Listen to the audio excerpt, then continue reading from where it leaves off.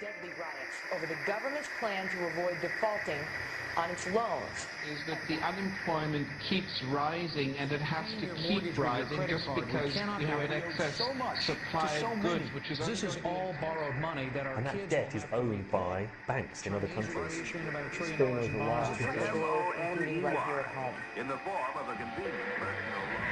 A filter cigarette that delivers the taste, and 45 malt liquor. Are you hot? Quite some time ago, by a second hit America is sponsoring I first learned it from my grandmother. Now, my grandmother was a wonderful person. She taught me how to play the game Monopoly.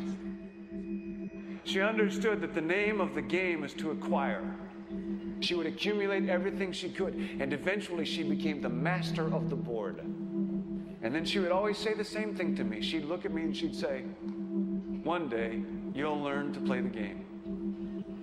One summer, I played Monopoly almost every day, all day long. And that summer, I learned to play the game. I came to understand the only way to win is to make a total commitment to acquisition. I came to understand that money and possessions, that's the way that you keep score. And by the end of that summer, I was more ruthless than my grandmother. I was ready to bend the rules if I had to win that game. And I sat down with her to play that fall. I took everything she had. I watched her give her last dollar and quit in utter defeat. And then she had one more thing to teach me. Then she said, "Now it all goes back in the box." All those houses and hotels, all the railroads and utility companies, all that property and all that wonderful money. Now it all goes back in the box. None of it was really yours. You got all heated up about it for a while. But it was around a long time before you sat down at the board. And it will be here after you're gone. Players come and players go. Houses and cars, titles and clothes, even your body. Because the fact is that everything I clutch and consume and hoard is going to go back in the box, and I'm going to lose it all. You have to ask yourself, when you finally get the ultimate promotion, when you've made the ultimate purchase, when you buy the ultimate home, when you have stored up financial security and climbed the ladder of success to the highest rung you can possibly climb it, and the thrill wears off, and it will wear off, then what? How far do you have to walk down that road before you see where it leads? Surely you understand, it'll never be enough. So you have to ask yourself the question, what matters?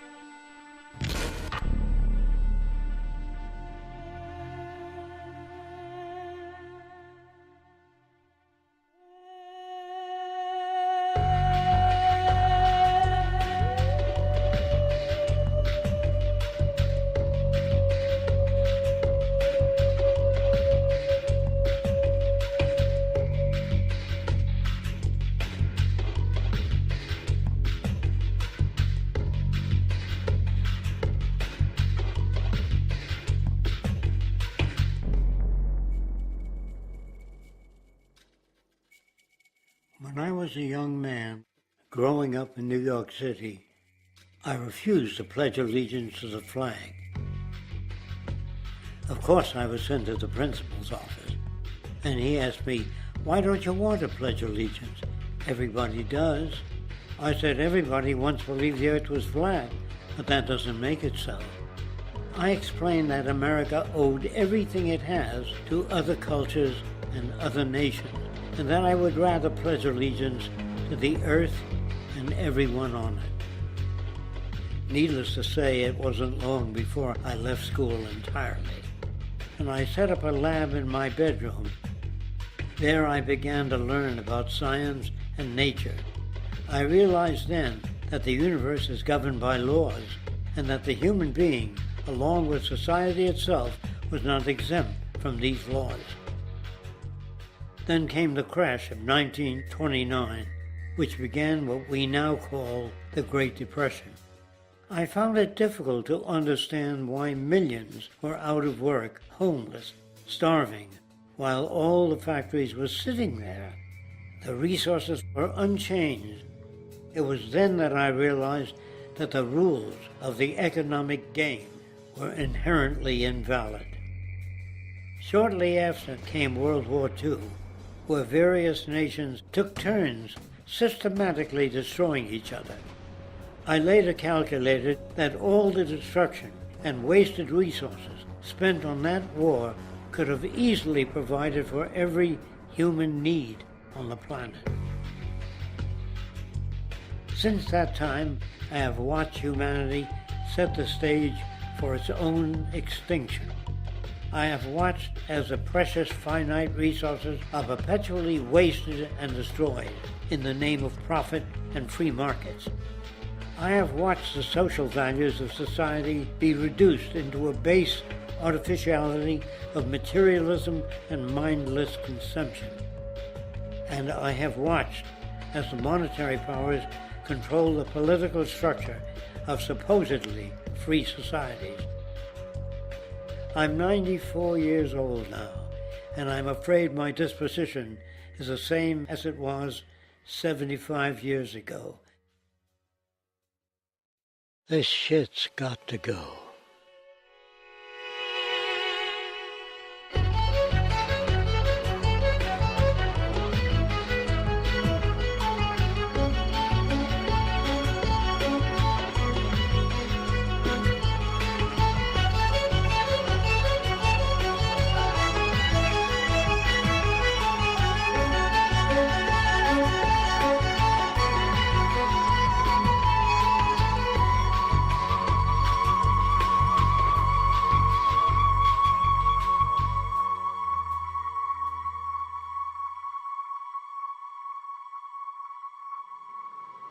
So you're a scientist, and somewhere along the way, hammered into your head is the inevitable nature versus nurture, and that's at least up there with Coke versus Pepsi or Greeks versus Trojans. So nature versus nurture, this by now utterly oversimplifying view of where influences are, influences on how a cell deals with an energy crisis, up to what makes us who we are on the most individualistic levels of personality. And what you've got is this complete false dichotomy built around nature as deterministic. At the very bottom of all the causality of life is DNA and the code of codes and the Holy Grail, and everything is driven by it. And at the other end, a much more social science perspective, which is we are social organisms, and biology is for slime molds. Humans are free of biology, and obviously both views are nonsense. What you see instead is it is virtually impossible to understand how biology works outside the context of environment. One of the most crazy-making yet widespread and potentially dangerous notions is, oh, that behavior is genetic. Now, what does that mean? It means all sorts of subtle stuff if you sort of know modern biology, but for most people out there, what it winds up meaning is a deterministic view of life, one rooted in biology and genetics. Genes equal things that can't be changed. Genes equal things that are inevitable and that you might as well not waste resources trying to fix, might as well not put societal energies into trying to improve because it's inevitable, it's unchangeable. And that is sheer nonsense.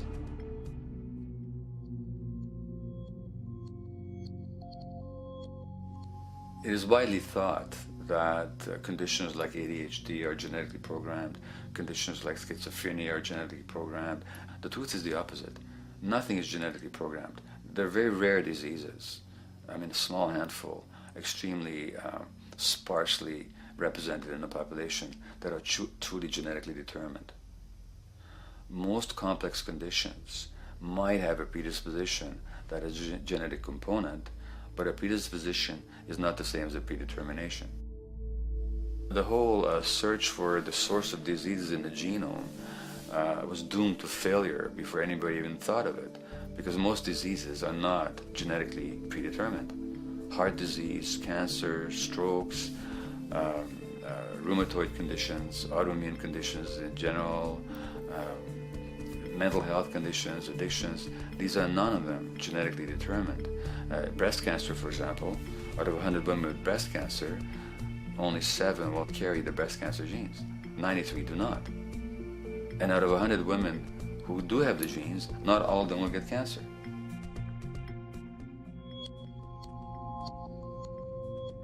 Genes are not just things that make us behave in a particular way regardless of our environment. Genes give us different ways of responding to our environment. In fact, it looks as if some of the early childhood influences of a kind of child rearing affects gene expression, actually turning on and off different genes to put you on a different developmental track, which may suit the kind of world you've got to deal with. So, for example, a study done in Montreal with suicide victims looked at autopsies of the brains of these people. And it turned out that if a suicide victim, these are usually young adults, had been abused as children, the abuse actually caused a genetic change in the brain that was absent in the brains of people who had not been abused. That's an epigenetic effect. Epi means on top of, so that the epigenetic influence is what happens environmentally to either activate or deactivate certain genes. In New Zealand, there's a study that was done in a town called Dunedin, in which a few thousand individuals were studied from birth up to into their 20s. What they found was that they could identify a genetic mutation, an abnormal gene, which did have some relation to the predisposition to commit violence, but only if the individual had also been subjected to severe child abuse. In other words, a child with this abnormal gene would be no more likely to be violent than anybody else, and in fact they actually had a lower rate of violence than people with normal genes, as long as they weren't abused as children. Great additional example of the ways in which genes are not be-all, end-all. Fancy technique where you can take a specific gene out of a mouse, that mouse and its descendants will not have that gene, you have knocked out that gene. So there's this one gene that codes for a protein that has something to do with learning and memory, and this fabulous demonstration, knock out that gene and you have a mouse that doesn't learn as well. Ooh, a genetic basis for intelligence. What was much less appreciated in that landmark study that got picked up by the media left and right is take those genetically impaired mice and raise them in a much more enriched, stimulating environment than your normal mice in a lab cage, and they completely overcame that deficit. So when one says in a contemporary sense that, oh, this behavior is genetic, to the extent that that's even a valid sort of phrase to use, what you're saying is there is a genetic contribution to how this organism responds to environment. Genes may influence the readiness with which an organism will deal with a certain environmental challenge. You know, that's not the version most people have in their minds. And not to be too soapboxing, but run with the old sort of version of it's genetic, and it's not that far from a history of eugenics and things of that sort. It's a widespread misconception, and it's a potentially fairly dangerous one. One reason that the sort of biological explanation for violence, one reason that hypothesis is potentially dangerous, it's not just misleading, it can really do harm, is because if you believe that, you could very easily say, well, there's nothing we can do to change the predisposition people have to becoming violent. All we can do if somebody becomes violent is punish them, lock them up or execute them. But we don't need to worry about changing the social environment or the social preconditions that may lead people to become violent, because that's irrelevant. The genetic argument allows us the luxury of ignoring past and present historical and social factors. And in the words of Louis Menand, he wrote in the New Yorker, very astutely, he said, "It's all in the genes, an explanation for the way things are that does not threaten the way things are. Why should someone feel unhappy or engage in antisocial behavior when that person is living in the freest and most prosperous nation on earth? It can't be the system. There must be a flaw in the wiring somewhere," which is a good way of putting it. So the genetic argument is simply a cop-out, which allows us to ignore the social and economic and political factors that in fact underlie many troublesome behaviors.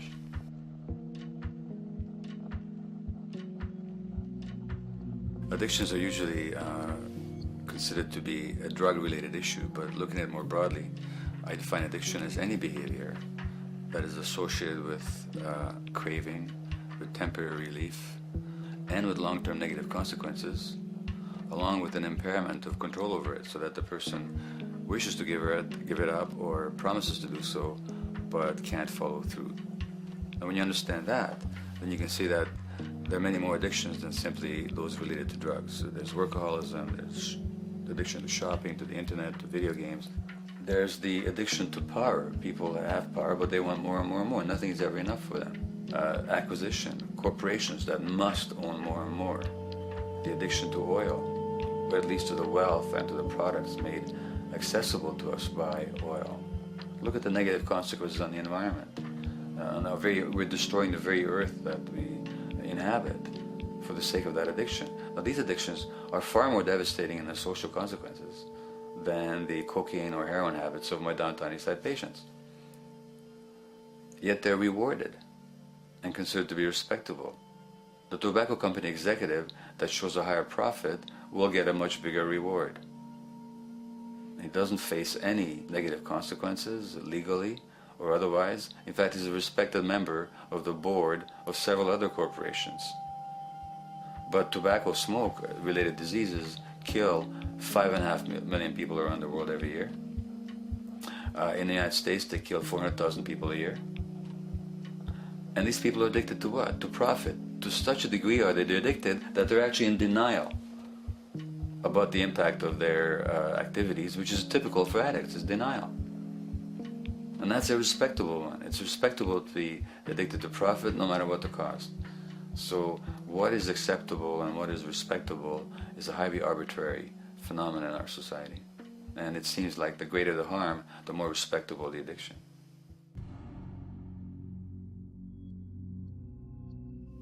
There's a general myth that drugs in themselves are addictive. In fact, the war on drugs is predicated on the idea that if you interdict the sources of drugs, you can deal with addiction that way.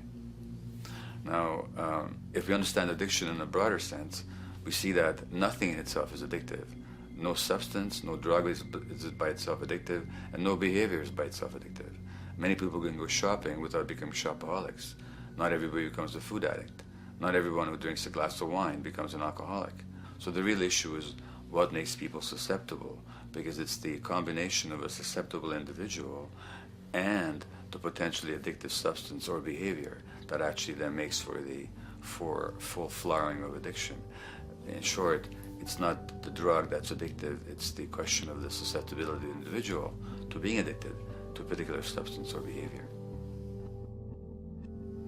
If we wish to understand what then makes some people susceptible, we actually have to look at their life experience. The old idea, although it's old, but it's still broadly held, that addictions are due to some genetic cause is simply scientifically untenable. What the case is actually is that certain life experiences make people susceptible. Life experiences that not only shape the person's personality and psychological needs, but also their very brains in certain ways. And that process begins in utero.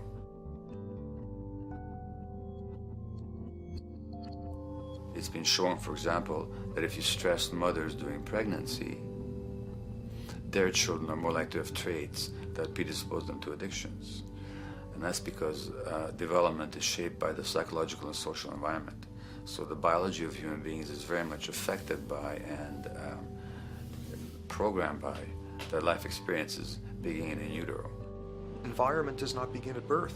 Environment begins as soon as you have an environment. As soon as you are a fetus, you are subject to whatever information is coming through mom's circulations, hormones, levels of nutrients. Great landmark example of this, something called the Dutch hunger winter.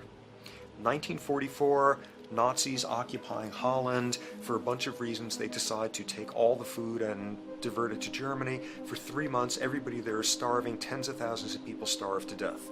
What the Dutch hunger winter effect is, if you were a second or third trimester fetus during the starvation, your body learned something very unique during that time. As it turns out, second, third trimester, something that your body is going about trying to learn about the environment is, well, how menacing of a place is it out there? How plentiful? How much nutrients am I getting by way of mom's circulation? Be a fetus who is starving during that time, and your body programs forever after to be really, really, really stingy with your sugar and fat, and what you do is you store every bit of it. Be a Dutch hunger winter fetus, and half a century later, everything else being equal, you are more likely to have high blood pressure, obesity, or metabolic syndrome. That is environment coming in a very unexpected place. You can stress animals in a laboratory when they're pregnant, and their offspring will be more likely to use cocaine and alcohol as adults. You can stress human mothers. For example, in a British study, women who are abused in pregnancy will have higher levels of the stress hormone cortisol in their placenta at birth, and their children are more likely to have conditions that predispose them to addictions by age 7 or 8. So in utero stress already prepares the ground for all kinds of mental health issues. Israeli study done prior on children born to mothers who were pregnant prior to the onset of the 1967 war. These women, of course, are very stressed, and their offspring have a higher incidence of schizophrenia than the average cohort. So there's plenty of evidence now that prenatal effects have a huge impact on the developing human being.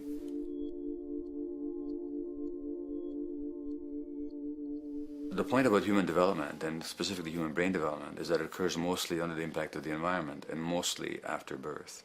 Now, if you compare us to a horse, which can run on the first day of life, we see that we are very undeveloped. We can't muster that much neurological coordination, balance, muscle strength, visual acuity until a year and a half, 2 years. And that's because the brain development that in the horse happens in the safety of the womb, in a human being has to happen after birth. And that has to do with simple evolutionary logic. As the head gets larger, which is what makes us into human beings, the burgeoning of the forebrain is what creates the human species, actually. At the same time, we walk on 2 legs, so our pelvis narrows to accommodate that. So now we have a narrower pelvis, a larger head. Bingo, we have to be born prematurely. And that means that the brain development that in other animals occurs in utero, in us, occurs after birth. And much of that under the impact of the environment. And The concept of neural Darwinism simply means that the circuits that get the appropriate input from the environment will develop optimally, and the ones that don't will either not develop optimally or perhaps not at all. If you take a child with perfectly good eyes at birth and you put him in a dark room for 5 years, he'll be blind thereafter for the rest of his life, because the circuits of vision require light waves for their development. And without that, even the rudimentary circuits present and active at birth will atrophy and die, and new ones will not develop. There's a significant way in which early experiences shape adult behavior, and even and especially early experiences for which there's no recall memory. It turns out that there are two kinds of memory.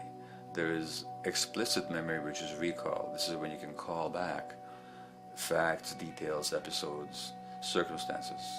But the structure in the brain, which is called the hippocampus, which encodes recall memory, it doesn't even begin to develop fully until 1.5 years, and it's not fully developed until much later, which is why hardly anybody has any recall memory prior to 18 months. But there's another kind of memory, which is called implicit memory, which is in fact an emotional memory, where the emotional impact and the interpretation that the child makes of those emotional experiences is ingrained in the brain in the form of nerve circuits ready to fire without specific recall. So to give you a clear example, people who are adopted have a lifelong sense of rejection very often. They can't recall the adoption, they can't recall the separation from birth mother, because there's nothing there to recall with. But the emotional memory of separation and rejection is deeply embedded in their brains. Hence, they're much more likely to experience a sense of rejection and a great emotional upset when they perceive themselves as being rejected than other people. That's not unique to people who are adopted, but it's particularly strong in them because of this function of implicit memory. People who are addicted, given that they, according to all the research literature, certainly in my experience, the hardcore addicts virtually were all significantly abused as children or suffered severe emotional loss. Their emotional or implicit memories are those of a world that's not safe and not helpful, caregivers who are not to be trusted, and relationships that are not safe enough to open up to vulnerably. And hence their responses tend to be to keep themselves separate from really intimate relationships, not to trust caregivers, doctors, and other people who are trying to help them, and generally see the world as an unsafe place. And that's strictly a function of implicit memory, which sometimes has to do with incidents they don't even recall.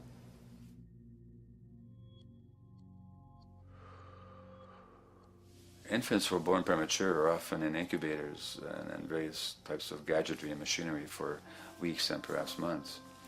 It's now known that if these children are touched and stroked on the back for just 10 minutes a day, that promotes their brain development. So human touch is essential for development. And in fact, infants who are never picked up will actually die.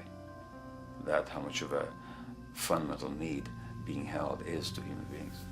In our society, there's an unfortunate tendency to tell parents not to pick up their kids, not to hold them, not to pick up babies who are crying for fear of spoiling them, or to encourage them to sleep through the night. You don't pick them up, which is just the opposite of what the child needs.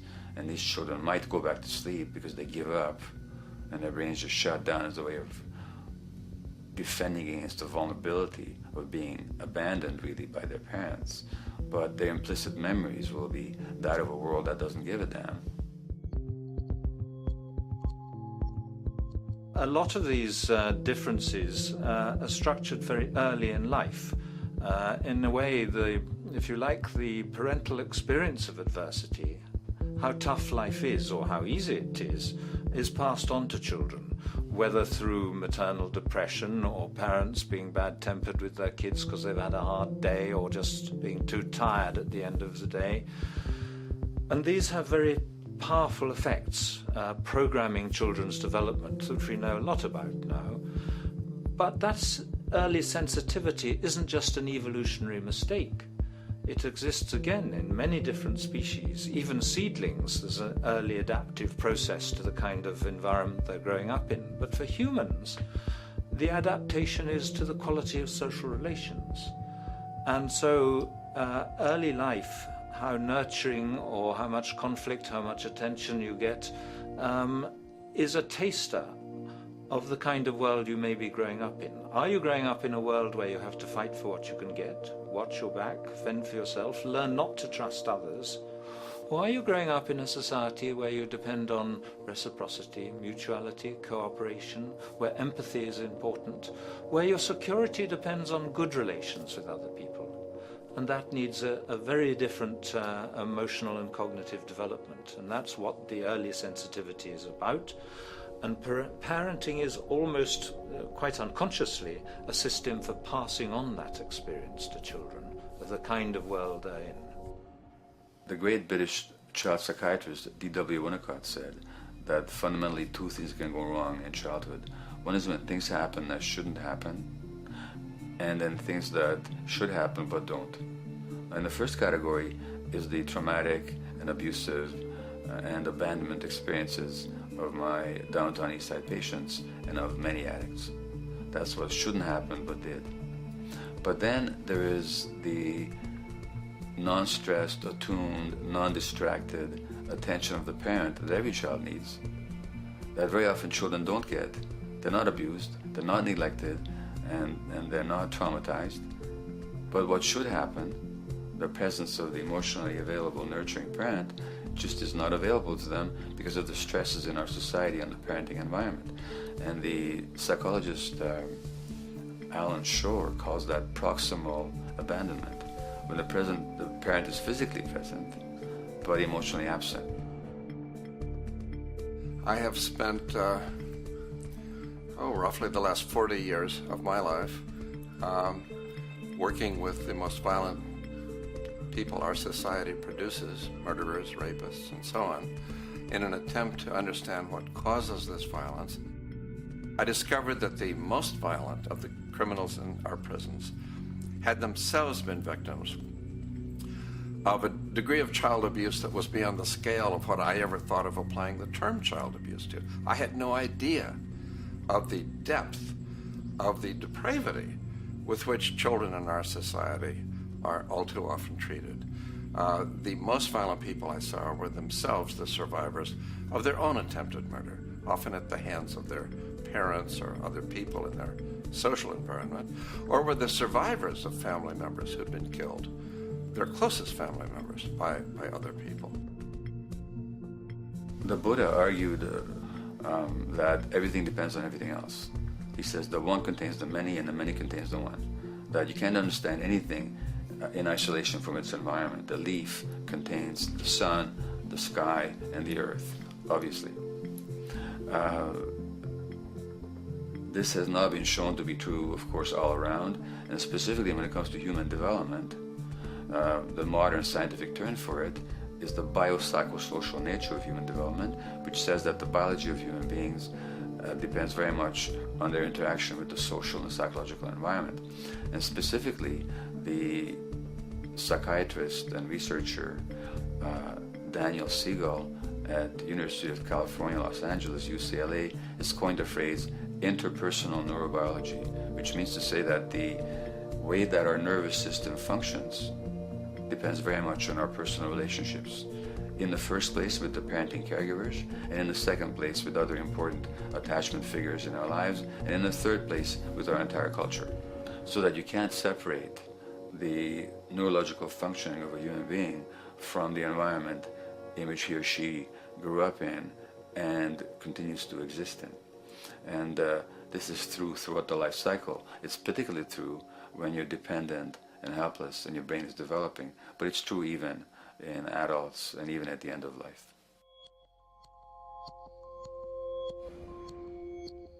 Human beings have lived in almost every kind of society, from the most egalitarian, hunting and gathering societies seem to have been very egalitarian, for instance, based on food sharing, gift exchange. Small bands of people living predominantly off of foraging, but a little bit of hunting. Predominantly among people you have at the least known your entire life, if not surrounded by third cousins or closer, and a world in which there is a great deal of fluidity between different groups, and a world in which there is not a whole lot in terms of material culture. This is how humans have spent most of their hominid history. And no surprise, that makes for a very different world. One of the things you get as a result of that is far less violence. Organized group violence is not something that occurred at that time of human history, and that seems quite clear. So where did we go wrong? Violence is not universal. It's not symmetrically distributed throughout the human race. There is a huge variation in the amount of violence in different societies. There are some societies that have virtually no violence. There are others that destroy themselves. Some of the Anabaptist religious groups that are complete, strict pacifists, like the Amish, the Mennonites, the Hutterites. Among some of these groups, the Hutterites, there are no recorded cases of homicide.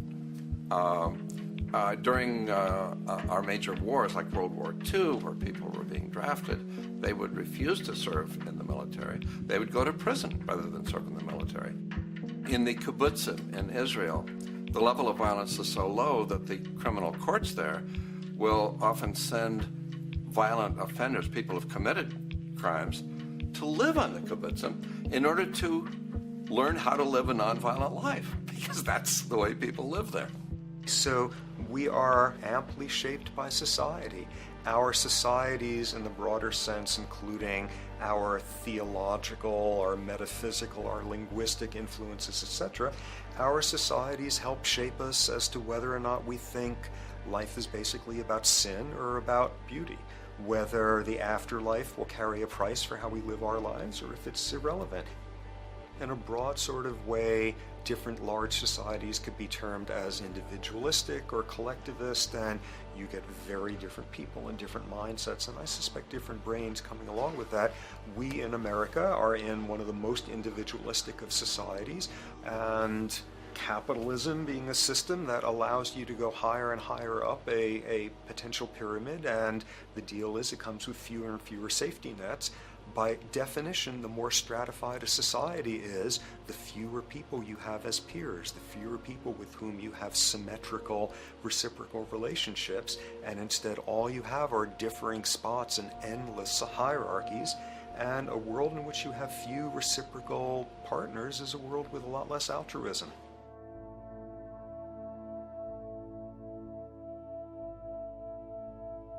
Alright, so this brings us to a total impossible juncture, which is to try to make sense in perspective of science as to what the nature is of human nature. You know, on a certain level, the nature of our nature is not to be particularly constrained by our nature. We come up with more social variability than any species out there, more systems of belief, of styles of family structures, of ways of raising children. The capacity for variety that we have is extraordinary. In a society which is predicated on competition and really very often the ruthless exploitation of one human being by another, the profiteering of other people's problems, and very often the creation of problems for the purpose of profiteering, the ruling ideology will very often justify that behavior by appeals to some fundamental and unalterable human nature. So the myth in our society is that people are competitive by nature and that they're individualistic and that they're selfish. The real reality is quite the opposite. We have certain human needs. The only way that you can talk about human nature concretely is by recognizing that there's certain human needs. We have a human need for companionship and for close contact, to be loved, to be attached to be accepted, to be seen, to be received for who we are. If those needs are met, we develop into people who are compassionate and cooperative and who have empathy for other people. So the opposite that we often see in our society is in fact the distortion of human nature, precisely because so few people have their needs met. So yes, you can talk about a human nature, but only in the sense of basic human needs that are instinctively evoked, or I should say certain human needs that lead to certain traits if they are met, and a different set of traits if they're denied. So, When we recognize the fact that the human organism, which has a great deal of adaptive flexibility, allowing us to survive in many different conditions, is also rigidly programmed for certain environmental requirements or human needs, a social imperative begins to emerge. Just as our bodies require physical nutrients, the human brain demands positive forms of environmental stimulus at all stages of development, while also needing to be protected from other negative forms of stimulus. And if things that should happen do not, or if things that shouldn't happen do, it is now apparent that the door can be opened for not only a cascade of mental and physical diseases, but many detrimental human behaviors as well. So as we turn our perspective now outward and take account for the state of affairs today, we must ask the question, is the condition we have created in the modern world actually supporting our health? Is the bedrock of our socioeconomic system acting as a positive force for human and social development and progress? Or is the foundational gravitation of our society actually going against the core evolutionary requirements needed to create and maintain our personal and social well-being?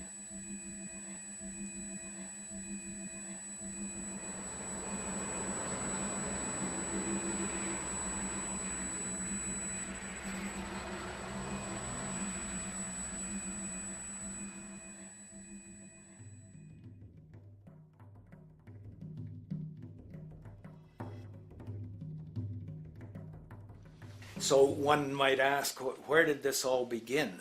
What we have today, really a world in a state of cumulative collapse. You get it started with John Locke. And John Locke introduces property, and he has three provisos for just private right and property. And the three provisos are that there must be enough left over for others, and that you must not let it spoil, and that you, most of all, must mix your labor with it. It seems justified. You mix your labor with the world, then you're entitled to the product, and as long as there's enough left over for others, and as long as it doesn't spoil, you don't allow anything to go to waste, that's okay. Well, he spends a long time of his famous treatise of government, and it's since been the canonical text for economic and political and legal understanding. Is still a classic text of study.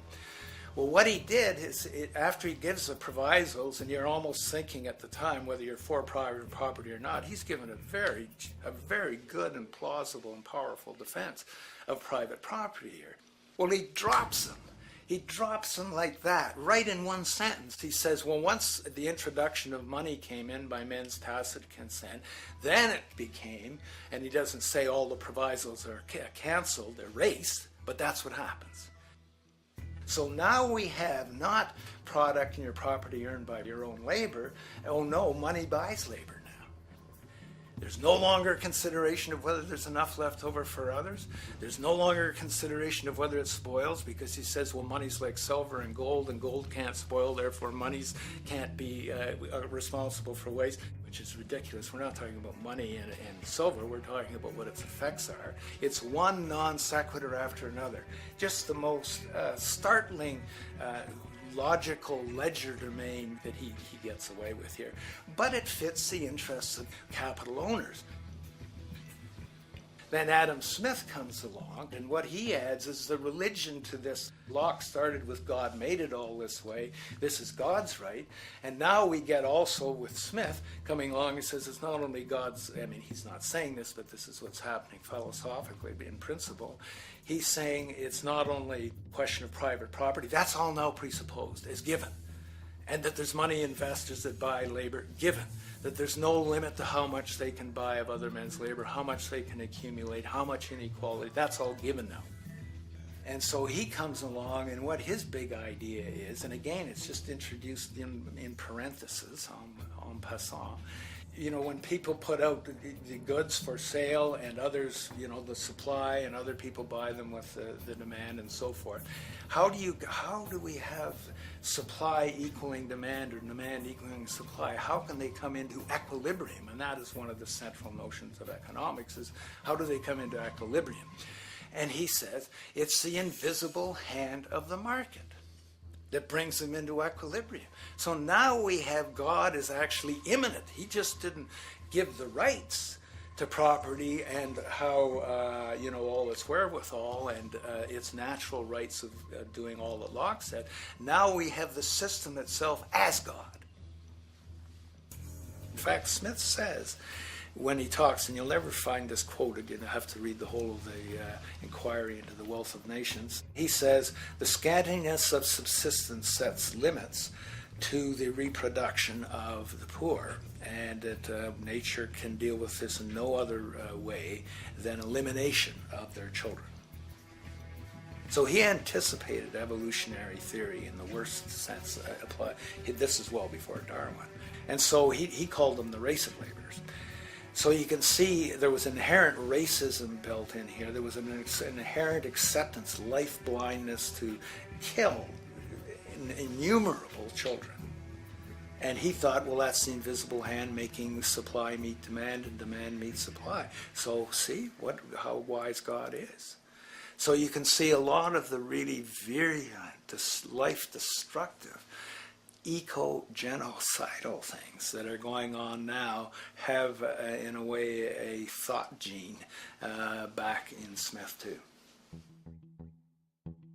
When we reflect on the original concept of the so-called free market capitalist system, as initiated by early economic philosophers such as Adam Smith, we see that the original intent of a market was based around real, tangible, life-supporting goods for trade.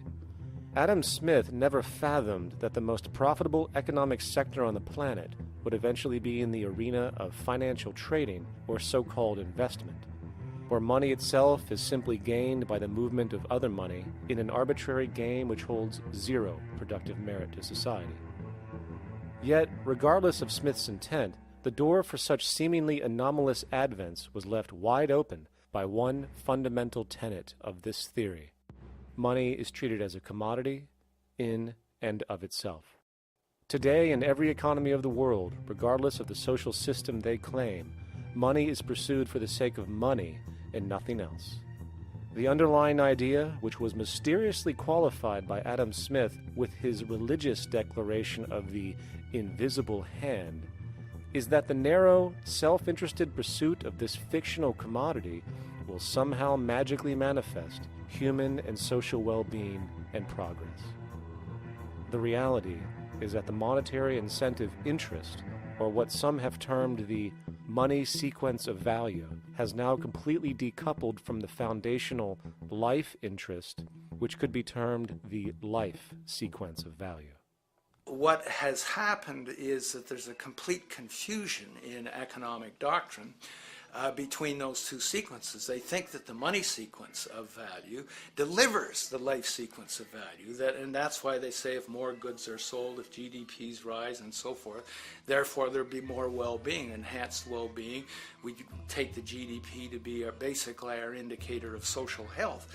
Well, there you see the confusion. It's talking about money sequences of value, that is all the receipts, all the revenues that are derived from selling goods, and they're confusing that with life reproduction, so that you have built right into this thing from the beginning is a complete conflation of the money and life sequences of value. So we're dealing with a kind of structured delusion that becomes more and more deadly as the money sequence decouples from producing anything at all.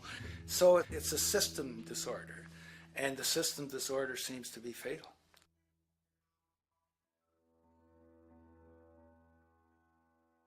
In society today, you seldom hear anyone speak of the progress of their country or society in terms of their physical well-being, state of happiness, trust, or social stability.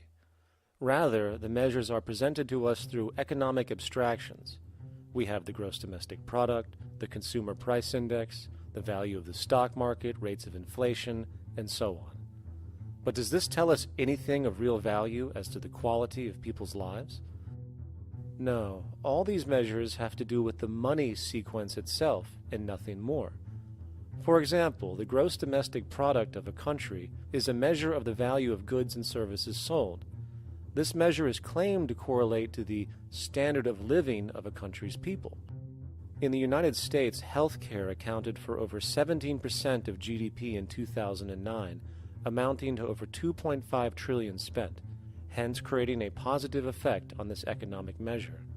And based on this logic, it would be even better for the U.S. economy if healthcare services increased more so, perhaps to $3 trillion or $5 trillion, since that would create more growth, more jobs, and hence boasted by economists as a rise in their country's standard of living. But wait a minute, what do healthcare services actually represent? Well, sick and dying people. That's right, the more unhealthy people there are in America, the better the economy. Now, that is not an exaggeration or a cynical perspective. In fact, if we step back far enough, you will realize that the GDP not only doesn't reflect real public or social health on any tangible level, it is, in fact, mostly a measure of industrial inefficiency and social degradation. And the more you see it rise, the worse things are becoming with respect to personal, social, and environmental integrity. You have to create problems to create profit. There is no profit under the current paradigm in saving lives, putting balance on this planet, having justice and peace or anything else. There's just no profit there. There's an old saying, pass a law, create a business, whether you're creating a business for a lawyer or whatever. So, crime does create business, just like destruction creates business in Haiti. We have now roughly 2 million people incarcerated in this country, and of those, many of them are in prisons run by private corporations, Corrections Corporation of America, Wackenhut, who trade their stock on Wall Street based upon how many people are in jail. Now that's sickness, but that is a reflection of what this economic paradigm calls for. So what exactly does this economic paradigm call for? What is it that keeps our economic system going? Consumption. Or more accurately, cyclical consumption. When we break down the foundation of classic market economics, we are left with a pattern of monetary exchange that simply cannot be allowed to stop or even substantially slowed, if the society as we know it is to remain operational. There are three main actors on the economic stage: the employee, the employer, and the consumer. The employee sells labor to the employer for income. The employer sells its production services and hence goods to the consumer for income. And the consumer, of course, is simply another role of the employer and employee, spending back into the system to enable the cyclical consumption to continue. In other words, the global market system is based on the assumption that there will always be enough product demand in society to move enough money around at a rate which can keep the consumption process going. And the faster the rate of consumption, the more so-called economic growth is assumed, and so the machine goes. But hold on, I thought an economy was meant to, economize? Doesn't the very term have to do with preservation and efficiency and a reduction of waste? So how does our system, which demands consumption and the more the better, efficiently preserve or economize at all? Well, it doesn't. The intent of the market system is, in fact, the exact opposite of what a real economy is supposed to do, which is efficiently and conservatively orient the materials for production and distribution of life-supporting goods. We live on a finite planet with finite resources, where, for example, the oil we utilize took millions of years to develop, where the minerals we use took billions of years to develop. So, having a system that deliberately promotes the acceleration of consumption for the sake of so-called economic growth is pure ecocidal insanity. Absence of waste, that's what efficiency is.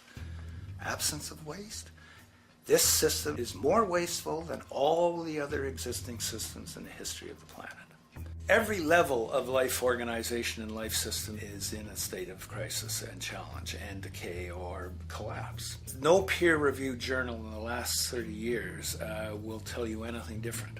That is that every life system is in decline, as well as social programs, as well as our water access. Try to name any means of life that isn't threatened and in danger. You can't. There really isn't one, and that's very, very despairing.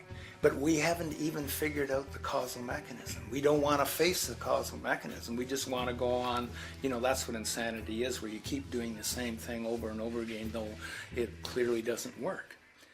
So you're really dealing with not an economic system, but I would go so far as to say an anti-economic system.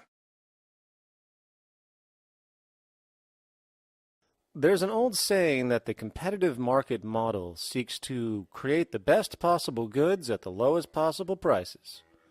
This statement is essentially the incentive concept which justifies market competition based on the assumption that the result is the production of higher quality goods. If I was going to build myself a table from scratch, I would naturally build it out of the best, most durable materials possible, right? With the intent for it to last as long as possible. Why would I want to make something poor, knowing I would have to eventually do it again and expend more materials and more energy? Well, as rational as that may seem in the physical world, when it comes to the market world, it is not only explicitly irrational, it is not even an option. It is technically impossible to produce the best of anything if a company is to maintain a competitive edge and hence remain affordable to the consumer. Literally everything created and set for sale in the global economy is immediately inferior the moment it is produced, for it is a mathematical impossibility to make the most scientifically advanced, efficient, and strategically sustainable products. This is due to the fact that the market system requires that cost efficiency, or the need to reduce expenses, exist at every stage of production, from the cost of labor to the cost of materials and packaging, and so on. This competitive strategy, of course, is to make sure the public buys their goods rather than from a competing producer, which is doing the exact same thing to also make their goods both competitive and affordable. This immutably wasteful consequence of the system could be termed intrinsic obsolescence. However, this is only one part of a larger problem. A fundamental governing principle of market economics, one that you will not find in any textbook, by the way, is the following. Nothing produced can be allowed to maintain a lifespan longer than what can be endured in order to continue cyclical consumption. In other words, it is critical that stuff break down, fail, and expire within a certain amount of time. This is termed planned obsolescence. Planned obsolescence is the backbone of the underlying market strategy of every goods-producing corporation in existence. While very few, of course, would admit to such a strategy outright, what they do is mask it within the intrinsic obsolescence phenomenon just discussed, while often ignoring or even suppressing new advents in technology which might create a more sustainable, durable good.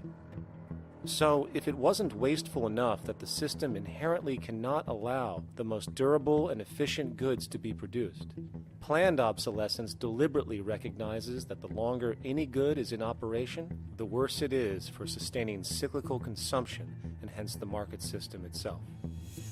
In other words, product sustainability is actually inverse to economic growth, and hence there is a direct, reinforced incentive to make sure lifespans are short of any given good produced. And in fact, the system cannot operate any other way. One glance at the sea of landfills now spreading across the world show the obsolescence reality. There are now billions of cheaply made cell phones, computers, and other technology, each full of precious, difficult-to-mine materials such as gold, coltan, copper, now rotting in vast piles, usually due to the mere malfunction or obsolescence of small parts, which, in a conservative society, could likely be fixed or updated, and the life of the good extended. Unfortunately, as efficient as that may seem in our physical reality, living on a finite planet with finite resources, it is explicitly inefficient with respect to the market. To put it into a phrase, efficiency, sustainability, and preservation are the enemies of our economic system. Likewise, just as physical goods need to be constantly produced and reproduced regardless of their environmental impact, the service industry operates with an equal rationale. The fact is, there is no monetary benefit to resolving any problems which are currently being serviced. At the end of the day, the last thing the medical establishment really wants is the curing of diseases such as cancer, which would eliminate countless jobs and trillions in revenue. And since we're on the subject, crime and terrorism in this system are good. Well, at least economically, for it is employing police, generating high-value commodities for security, not to mention the value of prisons that are privately owned for profit. And how about war? The war industry in America is a huge driver of GDP, one of the most profitable industries, producing weapons of death and destruction. The favorite game of this industry is to blow things up and then go and rebuild them for profit. We saw this with the windfall billion-dollar contracts made from the Iraq War. The bottom line is that socially negative attributes of society have become positively rewarded ventures for industry, and any interest in problem resolution or environmental sustainability and conservation is intrinsically counter to economic sustainability. And this is why, every time you see the GDP rise in any country, you are witnessing an increase in necessity, whether real or contrived. And by definition, a necessity is rooted in inefficiency. Hence, increased necessity means increased inefficiency. The American dream is based on rampant consumerism. It is based upon the fact that mainstream media, and especially commercial advertising, all corporations who need this infinite growth, have convinced us or brainwashed most people in America, and hence the world, that we have to have X number of material possessions and the possibility of gaining infinitely more material possessions in order to be happy. That's just not true. So why do people continue to buy in this way, which is ultimately eco-genocidal in its systemic effects cumulatively? And it just is classical operant conditioning. You simply put inputs of conditioning into the organism, and you have outputs of desired behaviors or goals or objectives. And it has all the resources of technology. And they boast about how they get into the minds of infants. What they hear is already making them conditioned to the brand. Then you see, well, that's how people have been such fools. In a way, they've been taught to be fools. It's a value system disorder. You know, if there is any testament to the plasticity of the human mind, if there is any proof to how malleable human thought is and how easily conditioned and guided people can become based on the nature of their environmental stimulus and what it reinforces, the world of commercial advertising is the proof. You have to stand in awe at the level of brainwashing where these programmed robots known as consumers wander the landscape only to walk into a store and spend, say, $4,000 on a handbag that likely costs $10 to make in a sweatshop overseas, only for the brand status it supposedly represents in the culture. Or perhaps the ancient communal traditions which increased trust and cohesiveness in society, which have now been hijacked by acquisitive, materialistic values, where now annually we exchange useless crap a few times a year. And we might wonder why so many today have a compulsion to shopping and acquisition, when it is clear that they have been conditioned from childhood to expect material goods as a sign of their status with friends and family. The fact is, the foundation of any society are the values that support its operation, and our society, as it exists, can only operate if our values support the conspicuous consumption it requires to continue the market system. 75 years ago, consumption in America and much of the First World was half of what we see today per person. Today's new consumer culture has been manufactured and imposed due to the very real need for higher and higher levels of consumption. And this is why most corporations now spend more money on advertising than the actual process of product creation itself. They work diligently to create a false need for you to fill, and it happens to work. You know, economists are in fact not economists at all. They're propagandists of money value. And you'll find that all their models basically get down to token exchanges that are to the profit of one side or both sides or whatever, but they're completely disconnected from the actually existing world of reproduction. In Ohio, an old man failed to pay his electric bill. You may be familiar with the case. And the electric company turned off the electricity and he died. The reason they turned it off was because it wouldn't have been profitable for them to keep it on because he didn't pay his bill. Do you believe that was right? The responsibility really lies not on the electric company for turning it off, but on those of this man's neighbors and friends and associates who are not charitable enough to enable him as an individual to meet the electric bill. Did I hear that right? Did he just say the death of a man caused by not having money was the responsibility of other people, or in effect, charity? Well then, I guess we're going to need a whole lot of infomercials, little miserable coin slot donations for bodega counters, and a bunch of pickle jars for the billion people now starving to death on this planet because of the very system Milton Friedman promotes.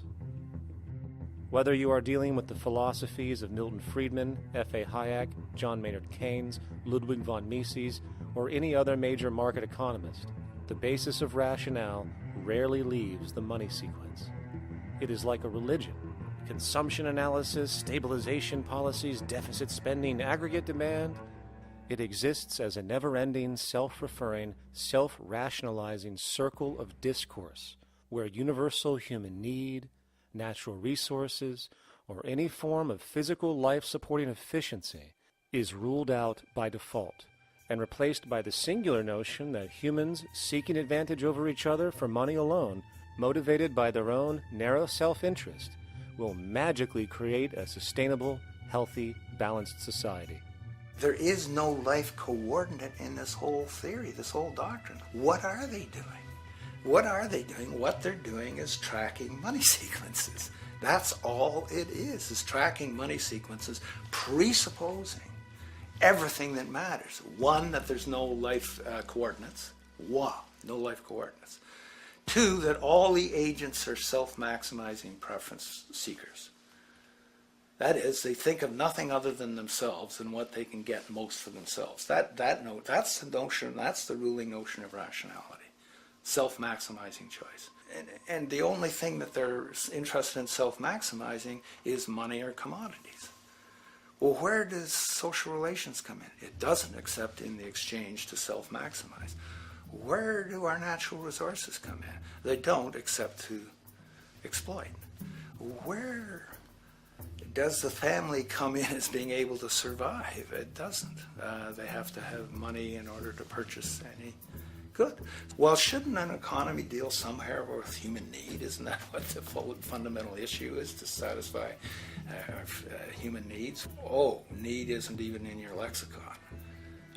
You dissolve it into wants. And what is a want? That means money demand that wants to buy. Well, if it's money demand that wants to buy, it's got nothing to do with need, because it may be the person has no money demand and desperately needs, say, water supply. Or it may be money demand wants a gold toilet seat. Well, where does it all go? To the gold toilet seat. And you call this economics? Like, it's really, when one thinks of it, it's got to be the most bizarre delusion in the history of human thought. Now, so far we have focused on the market system, but this system is actually only one half of the global economic paradigm. The other half is the monetary system. While the market system deals with the interaction of people gaming for profit across the spectrum of labor, production, and distribution, the monetary system is an underlying set of policies set by financial institutions which create conditions for the market system, among other things. It includes terms we often hear, such as interest rates, loans, debt, the money supply, inflation, etc. And while you might want to pull your hair out listening to the gibberish coming from the monetary economists, modest preemptive actions can obviate the need of more drastic actions at a later date. The nature and effect of this system is actually quite simple. Our economy has, or the global economy has, three basic things that govern it. One is fractional reserve banking, banks printing money out of nothing. It's also based upon compound interest. When you borrow money, you have to pay back more than you borrowed, which means that you, in effect, create money out of thin air, again, which has to be serviced by creating still more money. We live in an infinite growth paradigm. The economic paradigm we live in now is a Ponzi scheme. It's nothing grows forever. It's not possible. As a great psychologist James Hillman wrote, the only thing that grows in a human body after a certain age is cancer. It's not just the amount of money that has to keep growing, it's the amount of consumers. Consumers to borrow money at interest to generate more money, and obviously that's not possible on a finite planet. People are basically vehicles to just create money, which must create more money to keep the whole thing from falling apart, which is what's happening right now. There are really only two things anyone needs to know about the monetary system. 1. All money is created out of debt. Money is monetized debt, whether it materialized from treasury bonds, home loan contracts, or credit cards. In other words, if all outstanding debt was to be repaid right now, there would not be $1 in circulation. And 2, interest is charged on virtually all loans made, and the money needed to pay back this interest does not exist in the money supply outright. Only the principal is created by the loans, and the principal is the money supply. So, if all this debt was to be repaid right now, not only would there not be $1 left in circulation, there would also be a gigantic amount of money owed that is literally impossible to pay back, for it does not exist. The consequence of all of this is that two things are inevitable: inflation and bankruptcy. As far as inflation, this can be seen as an historical trend in virtually every country today, and easily tied to its cause, which is the perpetual increase of the money supply, which is required to cover the interest charges and keep the system going. As far as bankruptcy, it comes in the form of debt collapse. This collapse will inevitably occur with a person, a business, or a country, and typically happens when the interest payments are no longer possible to make. But there is a bright side to all of this. Well, at least in terms of the market system, because debt creates pressure. Debt creates wage slaves. A person in debt is much more likely to take a low wage than a person who isn't, hence becoming a cheap commodity. So it's great for the corporations to have a pool of people that have no financial mobility. But hey, that same train of thought also goes for entire countries. The World Bank and the International Monetary Fund, which mostly serve as proxies for transnational corporate interests, give gigantic loans to troubled countries at very high interest rates, and then, once the countries are deeply in the hole and can't pay, austerity measures are applied, the corporations swoop in, set up sweatshops, and take their natural resources. Now that's market efficiency. But wait, there's more. You see, there's this unique hybrid of the monetary and market system called the stock market, which rather than, actually produce anything real, they just buy and sell money itself. And when it comes to debt, you know what they do? That's right, they trade it. They actually buy and sell debt for profit, from credit default swaps and collateralized debt obligations for consumer debt, to complex derivative schemes used to mask the debt of entire countries, such as the collusion of investment bank Goldman Sachs in Greece, which nearly collapsed the entire European economy. So when it comes to the stock market and Wall Street, we have an entirely new level of insanity born out of the money sequence of value. All you need to know about markets was written in an editorial in the Wall Street Journal a couple years ago. It was called Lessons of the Brain-Damaged Investor. And in this editorial, they explain why people with slight brain damage do better as investors than people with normal brain functionality. Why? Because the slightly brain-damaged person has no empathy.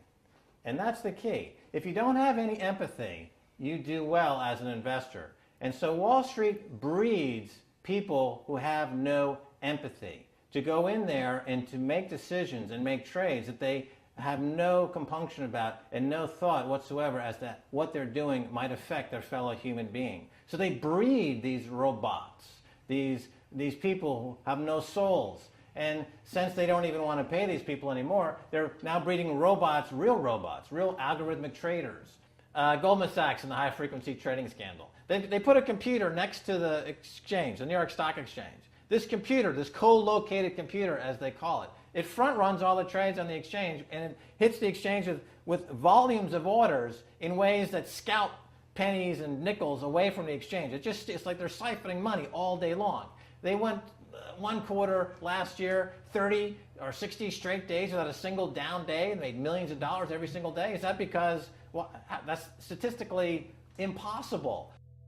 When I worked on Wall Street, the way it works is everyone kicks upstairs the bribes. The brokers bribe to the office manager bribes to the regional sales manager bribes to the national sales manager. It's a common understanding. At Christmas, who gets the biggest bonus at Christmas in an average brokerage office? The compliance officer. The compliance officer sits there all day long. He's supposed to be making sure you don't violate any of the margin rules and you're complying with the law. Of course, yeah, to the extent that you can bribe the compliance officer, yeah, that's right, you are complying with the law. So how does fraud has become the system? It's no longer a byproduct. It is the system. You know, it's like that old Woody Allen joke. He says, "Doctor, my brother thinks he's a chicken." And the doctor says, "Take a pill, and that should cure the problem." And he says, "No, doctor, you don't understand. We need the eggs." Okay? So the trading of fraudulent claims back and forth between banks to generate fees, to generate bonuses, has become the GDP producing growth engine of the United States economy. Even though they're essentially trading fraudulent claims that there's absolutely no hope of ever paying back. They're processing and generating and resecuritizing nothing. If I write $20 billion on a cocktail napkin and I sell it to JP Morgan, while JP Morgan writes $20 billion on a cocktail napkin, and we swap those two cocktail napkins at a bar, and we each pay ourselves 1/4% in a fee, we make a lot of money for our Christmas bonus. We each have on our books a $20 billion cocktail napkin, which has no real value until such time as the system is no longer able to absorb bogus cocktail napkins, in which case we go to the government to get bailed out. And because of Wall Street and the global stock market, there are now conservatively about $700 trillion of outstanding fraudulent claims known as derivatives, still waiting to collapse, a value amounting to over 10 times the gross domestic product of the entire planet. And while we have seen the bailouts of corporations and banks by governments, which of course comedically borrow their money from banks to begin with, we are now seeing attempts to bail out whole countries by conglomerates of other countries through the international banks. But how do you bail out a planet? There is no country out there that isn't now saturated in debt. The cascade of sovereign debt defaults we have seen can only be the beginning when the math is taken into account. It has been estimated in the United States alone that income tax would need to be raised to 65% per person just to cover the interest in the near future. Economists are now foreshadowing that within a few decades, 60% of the countries on the planet will be bankrupt. But, hold on, let me get this straight. The world is going bankrupt, whatever the hell that means, because of this idea called debt, which doesn't even exist in the physical reality. It's only part of a game that we've invented. And yet, the well-being of billions of people is now being compromised. Extreme layoffs, tent cities, accelerating poverty, austerity measures imposed, schools shutting down, child hunger, and other levels of familial deprivation, all because of this elaborate fiction. What are we, fucking stupid? Hey, Mars, my man. Help a brother out, huh? Grow up, kid.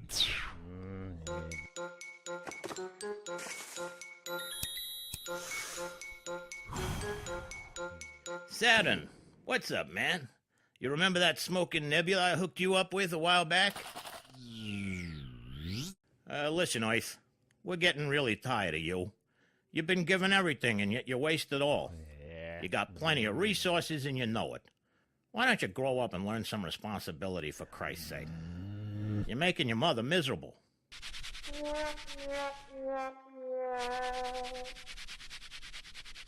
You're on your own, pal. Yeah, whatever.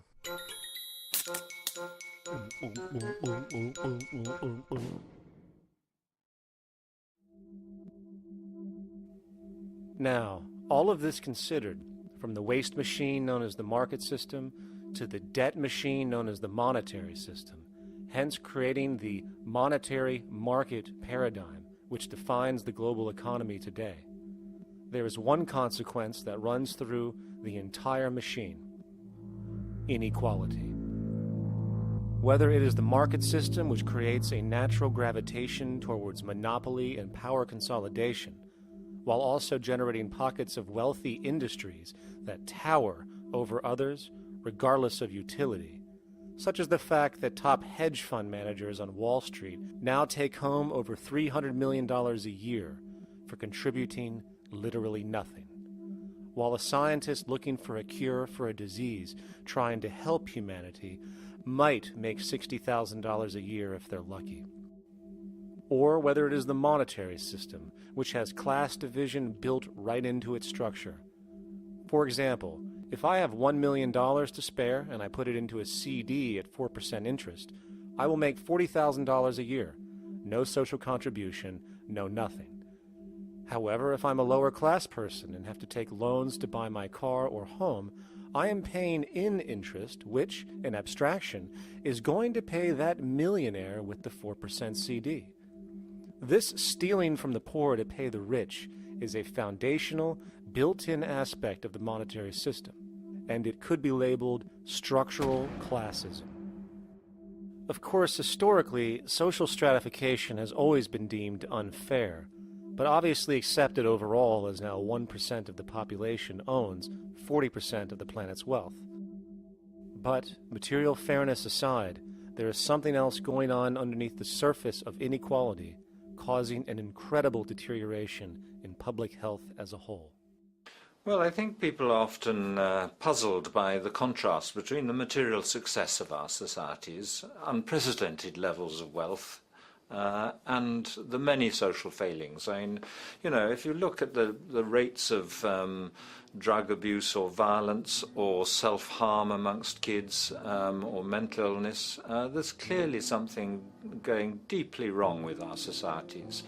What the data that I've been describing does is simply shows that intuition that people have had for hundreds of years, that inequality is divisive and socially corrosive, that intuition is truer than I think we ever imagined. There are very powerful psychological and social effects of inequality, more to do, I suppose, with feelings of superiority and inferiority, that kind of division, and maybe going with the sort of respect, disrespect, people feeling looked down on at the bottom, which, by the way, is why violence is more common in more unequal societies. It's the trigger to violence is so often people feeling looked down on and disrespected. If there is one principle I can emphasize that is the most important principle underlying the prevention of violence, it would be equality. The single most significant factor that affects the rate of violence is the degree of equality versus the degree of inequality in that society. So what one's looking at is a sort of general social dysfunction. It's not just one or two things that go wrong as inequality increases. It seems to be everything, whether we're talking about crime or health or mental illness or whatever.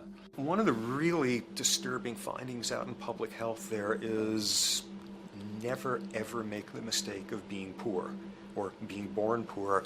Your health pays for it in endless sorts of ways, something known as the health socioeconomic gradient. As you move down from the highest strata in society in terms of socioeconomic status, every step down, health gets worse for umpteen different diseases. Life expectancy gets worse, infant mortality rate, everything you could look at. So a huge issue has been, why is it that this gradient exists? totally simple, obvious answer, which is if you are chronically sick, you're not going to be very productive, so health causes drive socioeconomic differences. Not that in the slightest. On the very simple level that you could look at socioeconomic status of a 10-year-old, and that's going to predict something about their health decades later. So that's the direction of causality. Next one, what's it about? Oh, it's perfectly obvious. Poor people can't afford to go to the doctor. It's healthcare access. It's got nothing to do with that, because you see these same gradients in countries with universal healthcare, socialized medicine. Okay, next simple explanation. Oh, on the average, the poorer you are, the more likely you are to smoke, to drink, to all sorts of lifestyle risk factor stuff. Yeah, those contribute, but careful studies have shown that explains maybe about a third of the variability. So what's left? And what's left is having a ton to do with the stress of poverty.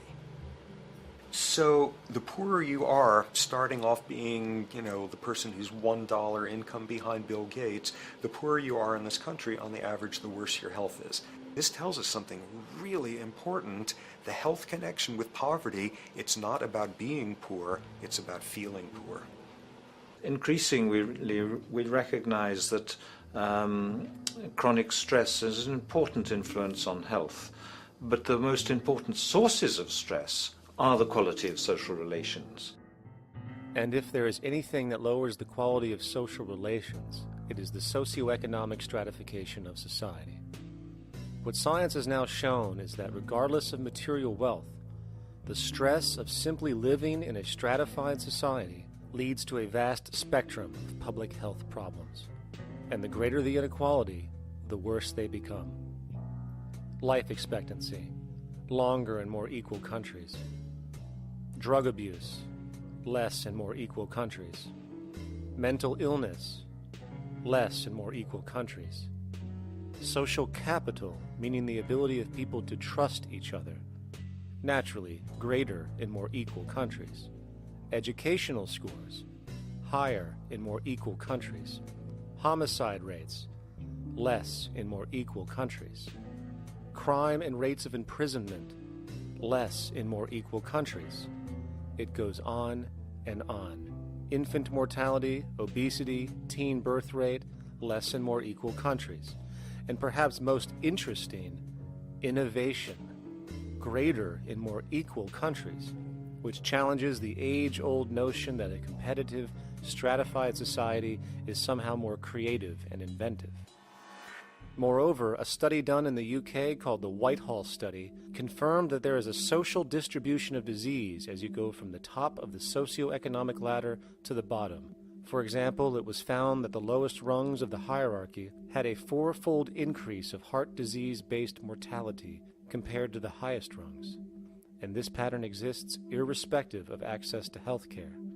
Hence, the worse a person's relative financial status, the worse their health is going to be on average. This phenomenon is rooted in what could be termed psychosocial stress, and it is at the foundation of the greatest social distortions plaguing our society today. Its cause? The monetary market system. Make no mistake, the greatest destroyer of ecology, the greatest source of waste and depletion and pollution, the greatest purveyor of violence, war, crime, poverty, animal abuse, and inhumanity, the greatest generator of social and personal neuroses, mental disorders, depression, anxiety, not to mention the greatest source of social paralysis, stopping us from moving into new methodologies for personal health, global sustainability, and progress on this planet, is not some corrupt government or legislation, not some rogue corporation or banking cartel, not some flaw of human nature, and not some secret hidden cabal that controls the world. It is, in fact, the socio-economic system itself at its very foundation.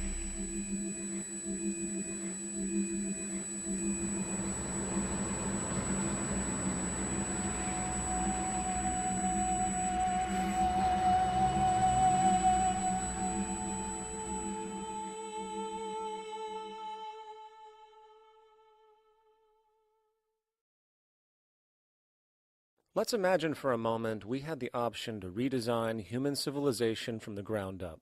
What if, hypothetically speaking, we discovered an exact replica of the planet Earth, and the only difference between this new planet and our current one is that human evolution had not occurred. It was an open palette. No countries, no cities, no pollution, no Republicans, just a pristine, open environment. So, what would we do? Well, first we need a goal, right? And it's safe to say that goal would be to survive. And not to just survive, but to do so in an optimized, healthy, prosperous way. Most people indeed desire to live, and they would prefer to do so without suffering. Therefore, the basis of this civilization needs to be as supportive and hence sustainable for human life as possible, taking into account the material needs of all the world's people while trying to remove anything that could hurt us in the long run. That goal of, say, maximum sustainability understood, the next question regards our method. What kind of approach do we take? Well, let's see. Last I checked, politics was the method of social operation on Earth. So what do the doctrines of the Republicans, liberals, conservatives, or socialists have to say about societal design? Not a damn thing. Okay, then what about religion? Surely the great creator had to have left some blueprint somewhere. No, nothing I can find. Okay then, so what's left? It appears something called science.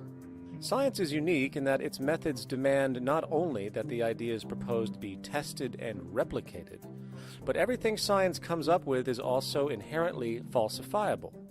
In other words, unlike religion and politics, science has no ego, and everything it suggests accepts the possibility of being proven wrong eventually. It holds on to nothing and evolves constantly. Well, that sounds natural enough to me. So then, based on the current state of scientific knowledge in the early 21st century, along with our goal of maximum sustainability for the human population, how do we begin the actual process of construction? Well, the first question to ask, what do we need to survive? The answer, of course, are planetary resources.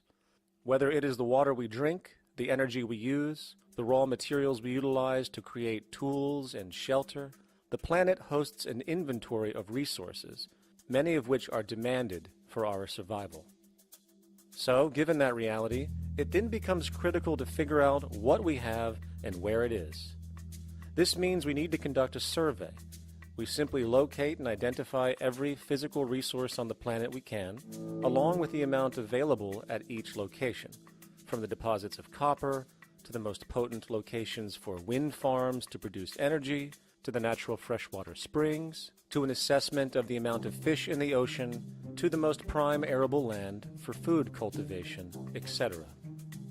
But since we humans are going to be consuming these resources over time, we then realize that not only do we need to locate and identify, we also need to track. We need to make sure we don't run out of any of this stuff. That would be bad. And this means not only tracking our rates of use, but the rates of earthly regeneration as well, such as how long it takes for, say, a tree to grow or a spring to replenish. This is called dynamic equilibrium. In other words, if we use up trees faster than they can be grown back, we have a serious problem, for it is unsustainable. So then, how do we track this inventory, especially when we recognize that all of this stuff is scattered everywhere?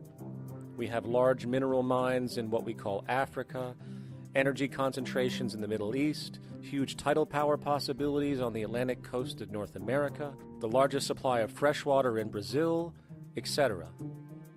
Well, once again, good old science has a suggestion. It's called systems theory.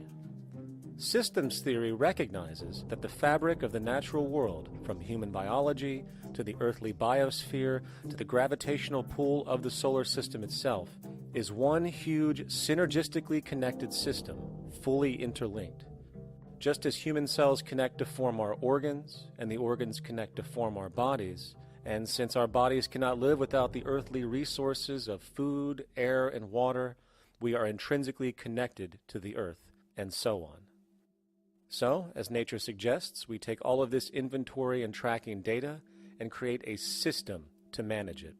a global resource management system, in fact, to account for every relevant resource on the planet.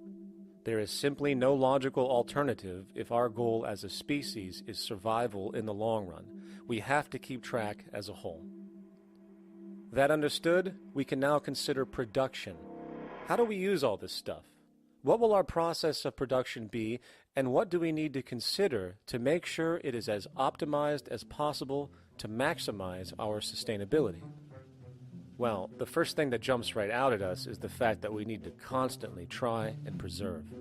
The planet's resources are essentially finite, so it is important that we be strategic. Strategic preservation is key. The second thing we recognize is that some resources are really not as good as others in their performance. In fact, some of this stuff, when put into use, has a terrible effect on the environment, which invariably hinders our own health. For example, oil and fossil fuels, no matter how you cut it, release some pretty destructive agents into the environment. Therefore, it is critical we do our best to use such things only when we really have to, if at all. Fortunately for us, we see a ton of solar, wind, tidal, wave, heat differential, and geothermal possibilities for energy production, so we can strategize objectively about what we use and where to avoid what could be called negative retroactions, or anything that results from production or use that damages the environment and hence ourselves. We will call this strategic safety to couple in with our strategic preservation. But production strategies do not stop there. We are going to need an efficiency strategy for the actual mechanics of production itself. And what we find is that there are roughly 3 specific protocols we must adhere to. 1. Every good we produce must be designed to last as long as possible. Naturally, the more things break down, the more resources we are going to need to replace them, and the more waste produced.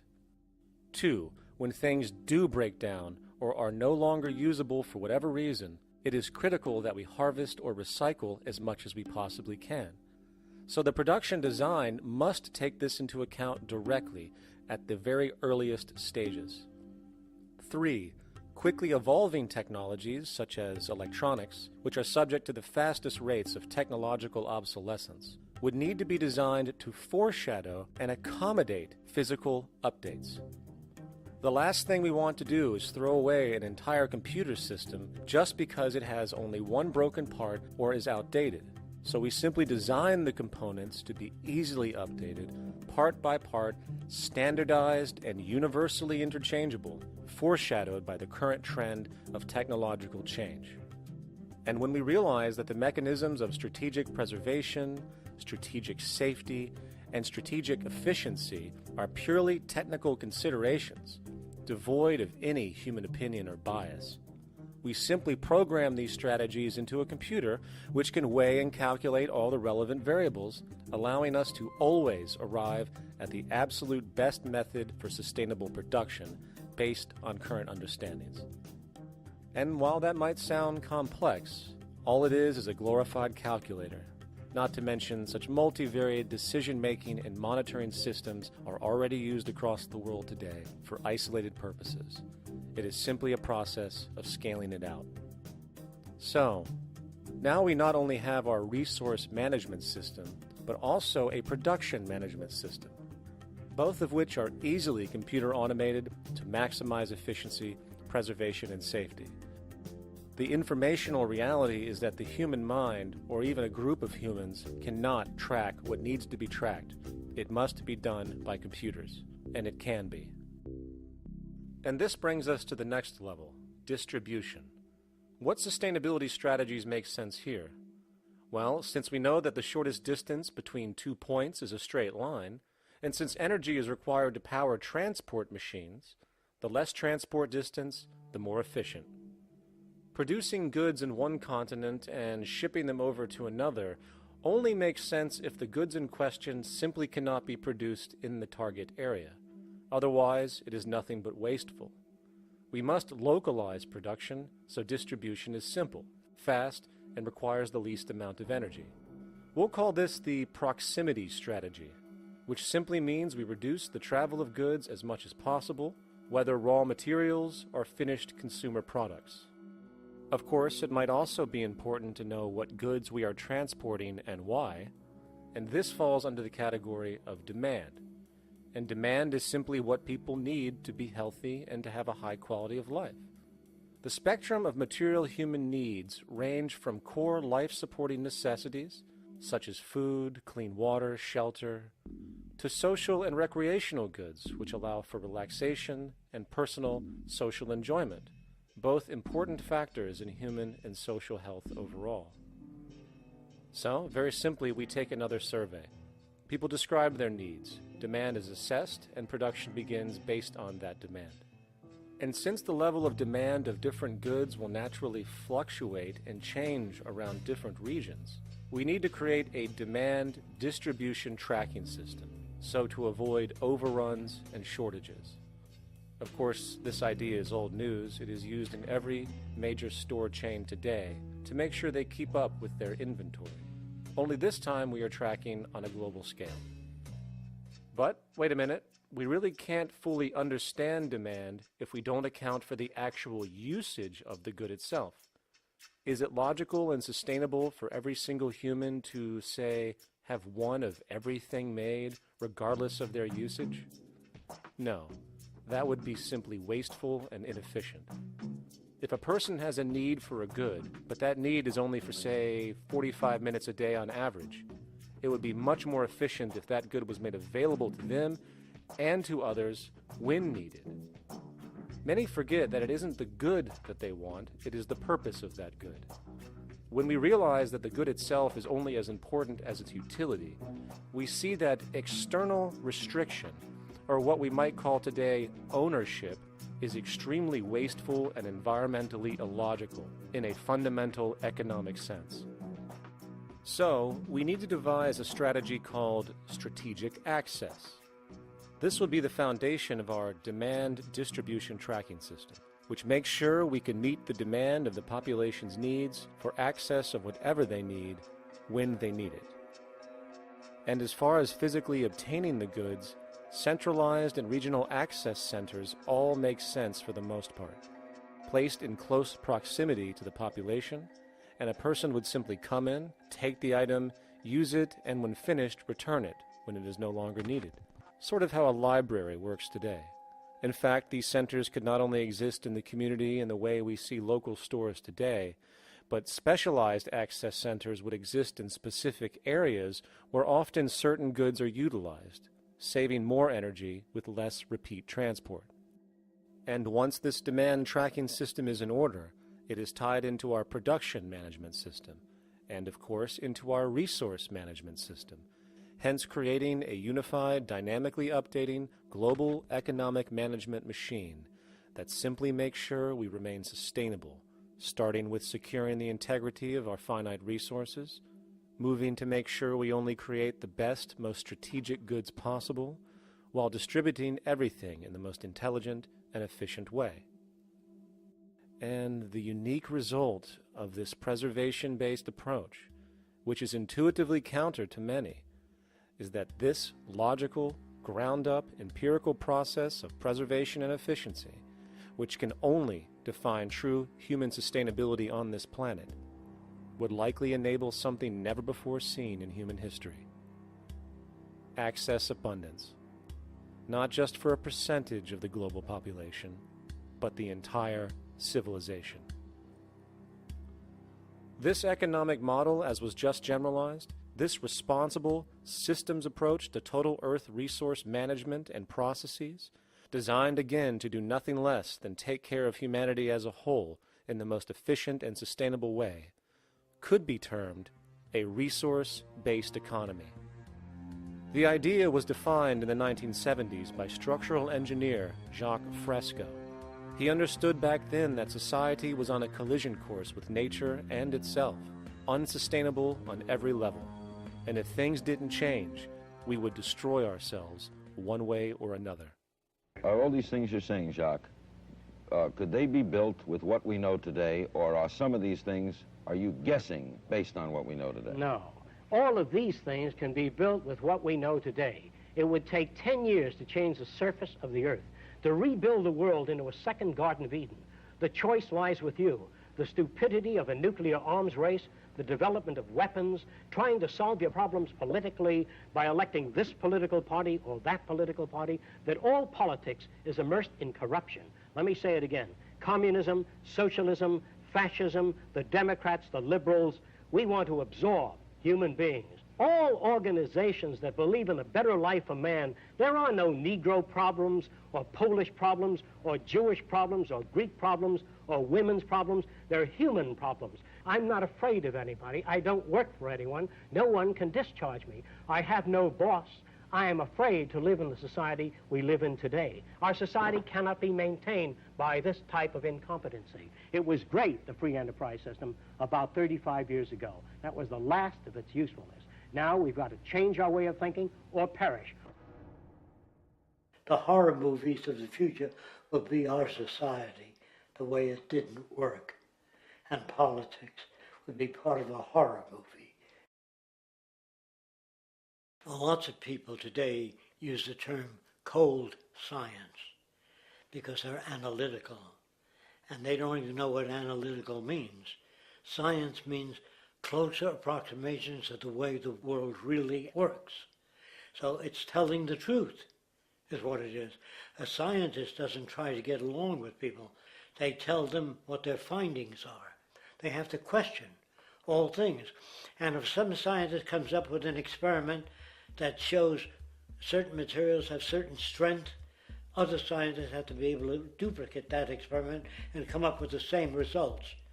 Even if a scientist feels that an airplane wing, due to mathematics or calculations, can hold up a given amount of weight, they still pile sandbags on it to see when it breaks. And they say, you know, my calculations are right, or they're not correct. I love that system because it's free of bias and free of thinking that math can solve all the problems. You have to put your math to test also. I think that every system that can be put to test should be put to test, and that all decisions should be based upon research.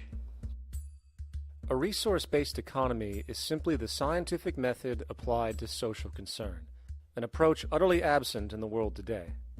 Society is a technical invention, and the most efficient methods of optimized human health, physical production, distribution, city infrastructure, and the like reside in the field of science and technology, not politics or monetary economics.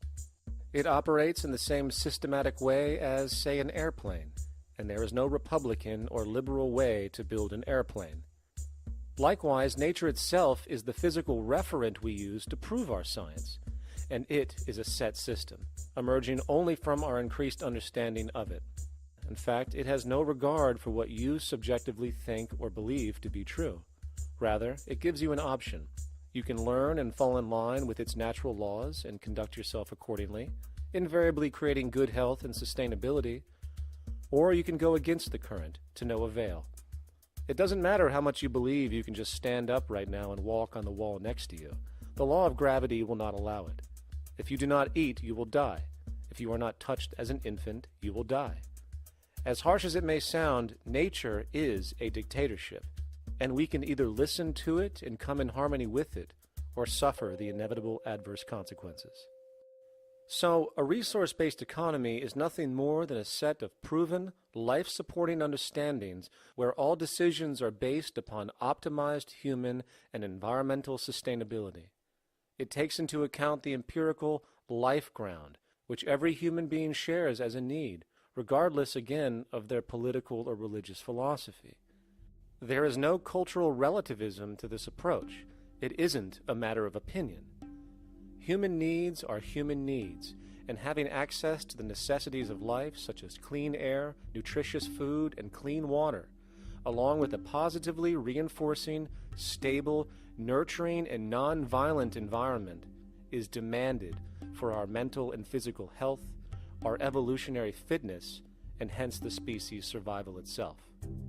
A resource-based economy would be based upon available resources. You can't just bring a lot of people to an island or build a city of 50,000 people without having access to the necessities of life. So when I use the term a comprehensive systems approach, I'm talking about doing an inventory of the area first and determining what that area can supply, not just architectural approach, not just design approach, but design must be based on all of the requirements to enhance human life. And that's what I mean by an integrated way of thinking. Food, clothing, shelter, warmth, love, all those things are necessary. If you deprive people of any of them, you have a lesser human being, less capable of functioning. As previously outlined, a resource-based economy's ground-up, global, systems approach to extraction, production, and distribution is based upon a set of true economic mechanisms, or strategies, which guarantee efficiency and sustainability in every area of the economy. So, continuing this train of thought regarding logical design, what is next in our equation? Where does all this materialize? Cities. The advent of the city is a defining feature of modern civilization. Its role is to enable efficient access to the necessities of life, along with increased social support and community interaction. So how would we go about designing an ideal city? What shape should we make it? Square? Trapezoid? Well, given we're going to be moving around the thing, we might as well make it as equidistant as possible for ease, hence the circle. What should the city contain? Well, naturally we need a residential area, a goods production area, a power generation area, an agricultural area. But we also need nurturing as human beings, hence culture, nature, recreation, and education. So let's include a nice open park, an entertainment events area for cultural purposes and socializing, and educational and research facilities. And since we're working with a circle, it seems rational to place these functions in belts based on the amount of land required for each goal, along with ease of access. Very good. Now, let's get down to specifics. First, we need to consider the core infrastructure, or intestines, of the city organism. These would be the water, good, waste, and energy transport channels. Just as we have water and sewage systems under our cities today, we would extend this channeling concept to integrate waste recycling and delivery itself. No more mailmen or garbage men. It is built right in. We could even use automated pneumatic tubes and similar technologies. Same goes for transport. It needs to be integrated and strategically designed to reduce or even remove the need for wasteful, independent automobiles. Electric trams, conveyors, transveyors, and maglevs, which can take you virtually anywhere in the city, even up and down, along with connecting you to other cities as well. And of course, in the event an automobile is required, it is automated by satellite for safety and integrity. In fact, this automation technology is in working order right now.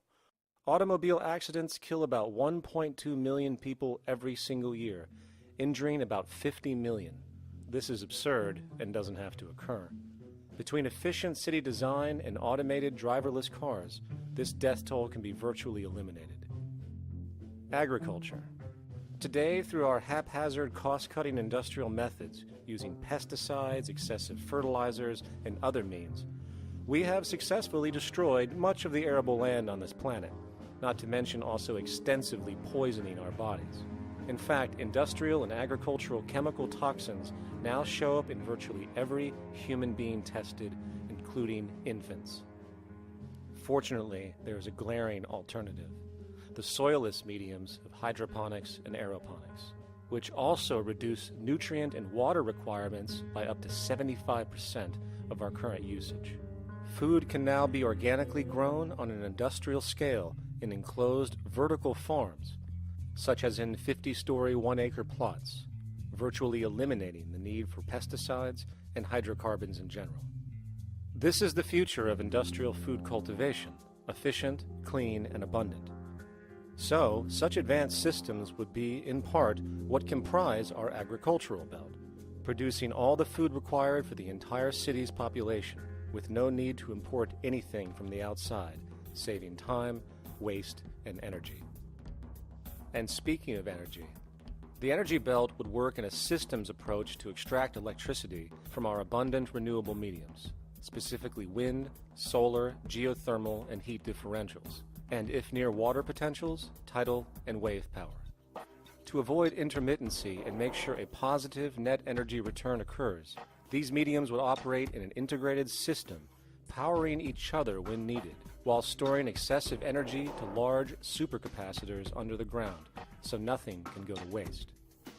And not only does the city power itself, particular structures will also power independently and generate electricity through photovoltaic paints, structural pressure transducers, the thermocouple effect, and other current but underutilized technologies. But of course, this begs the question, how does this technology and goods in general get created in the first place? This brings us to production. The industrial belt, apart from having hospitals and the like, would be the hub of factory production. Completely localized overall, it would of course obtain raw materials by way of the global resource management system just discussed, with demand being generated by the population of the city itself. As far as the mechanics of production, we need to discuss a new, powerful phenomenon which was sparked very recently in human history and is on pace to changing everything. It's called mechanization, or the automation of labor. Well, if you look around you, you'll notice that almost everything that we use today is built automatically. Your shoes, your clothes, your home appliances, your car, and so on, they are all built by machines in an automatic way. Can we say that the society has not been influenced by these major technological advancements? Of course not. These systems really dictate new structures and new needs, and they make a lot of other things obsolete. So we've been going up in the development and use of technology in an exponential way. So definitely automation is going to continue. You cannot stop technologies that just make sense. Labor automation through technology is at the bottom of every major social transformation in human history. From the agricultural revolution and the invention of the plow, to the industrial revolution and the invention of the powered machine, to the information age we live in now through essentially the invention of advanced electronics and computers. And with regard to advanced production methods today, mechanization is now evolving on its own, moving away from the traditional method of assembling component parts into a configuration into an advanced method of creating entire products in one single process. Like most engineers, I'm fascinated by biology because it's so full of examples of extraordinary pieces of engineering. And absolutely, what biology is the study of things that copy themselves. Of course, that's good a definition of life as we've got. Again, as an engineer, I've always been intrigued by the idea of machines that would copy themselves. RetRap is a three-dimensional printer. That's to say, it's a printer that you plug into a computer, and instead of making two-dimensional sheets of paper with patterns on, it makes real, physical, three-dimensional objects. Now, there's nothing new about that. 3D printers have been around for about 30 years. Big thing about RetRap is that it prints most of its own parts. So if you've got one, you can make another one and give it to a friend, as well as being able to print lots of useful things. From the simple printing of basic household goods in your home, to the printing of an entire automobile body in one swoop, advanced automated 3D printing now has the potential to transform virtually every field of production, including home construction. Contour crafting is actually a fabrication technology, the so-called 3D printing, when you directly build a 3D object from a computer model. Using contour crafting, it will be possible to build a 2,000 square foot home entirely by the machine in one day. The reason that people are interested in automating construction is that it really brings a lot of benefits. For example, construction is pretty labor intensive, and although it provides job for a sector of the society, it also has issues and complications. For example, construction is the most dangerous job that there is. It is worse than mining and agriculture. It has got the highest level of fatality almost in every country. Another issue is the waste. An average home in the United States has 3 to 7 tons of waste. So this is huge if we look at the impact of construction and knowing that about 40% of all materials in the world are used in construction. So big waste of energy and resources and big damage to the environment as well. Making homes using hammers and nails and wood with the state of our technology today is really absurd and will go the way of our labor class in regards to manufacturing in the United States. Recently, there was a study by economist David Autor of MIT that states that our middle class is obsolete and being replaced by automation. Quite simply, mechanization is more productive, efficient, and sustainable than human labor in virtually every sector of the economy today. Machines do not need vacations, breaks, insurance, pensions, and they can work 24 hours a day every day. The output potential and accuracy compared to human labor is unmatched. The bottom line, repetitive human labor is becoming obsolete and impractical across the world, and the unemployment you see around you today is fundamentally the result of this evolution of efficiency in technology. For years, market economists have dismissed this growing pattern, which could be called technological unemployment, because of the fact that new sectors always seem to emerge to reabsorb the displaced workers. Today, the service sector is the only real hub left and currently employs over 80% of the American workforce, with most industrialized countries maintaining a similar proportion. However, this sector is now being challenged increasingly by automated kiosks, automated restaurants, and even automated stores. Economists today are finally acknowledging what they have been denying for years. Not only is technological unemployment exacerbating the current labor crisis we see across the world due to the global economic downturn, but the more the recession deepens, the faster the industries are mechanizing. The catch, which is not realized, is that the faster they mechanize to save money, the more they displace people, the more they reduce public purchasing power. This means that while the corporation can produce everything more cheaply, fewer and fewer people will actually have money to buy anything, regardless of how cheap they become. The bottom line is that the labor for income game is slowly coming to an end. In fact, if you take a moment to reflect on the jobs which are in existence today, which automation could take over right now if applied, 75% of the global workforce could be replaced by mechanization tomorrow. And this is why, in a resource-based economy, there is no monetary market system, no money at all, for there is no need.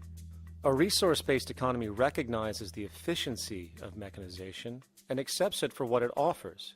It doesn't fight it like we do today. Why? Because it is irresponsible not to, given any interest in efficiency and sustainability.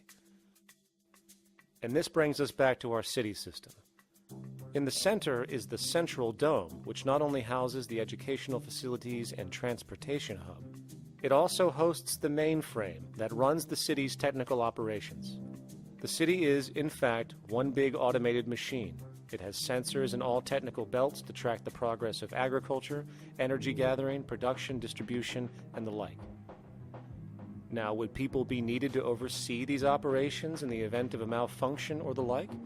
Most probably yes, but that number would decrease over time as improvements continue. However, as of today, maybe 3% of the city population would be needed for this job when you break it down. And I can assure you that in an economic system which is actually designed to take care of you and secure your well-being, without you having to submit to a private dictatorship on a daily basis, usually to a job that is either technically unnecessary or socially pointless, while often struggling with debt that doesn't exist just to make ends meet. I guarantee you people will volunteer their time left and right to maintain and improve a system that actually takes care of them. And coupled with this issue of incentive comes the common assumption that if there isn't some external pressure for one to work for a living, people will just sit around, do nothing, and turn into fat, lazy blobs. This is nonsense. The labor system we have today is in fact the generator of laziness, not a resolver of it. If you think back to when you were a child, full of life, interested in new things to understand, likely creating and exploring, but as time went on, the system pushed you into the focus of figuring out how to make money. And from early education to study at a university, you are narrowed, only to emerge as a creature which serves as a cog in a wheel in a model that sends all the fruits to the upper 1%. Scientific studies have now shown that people are, in fact, not motivated by monetary reward when it comes to ingenuity and creation.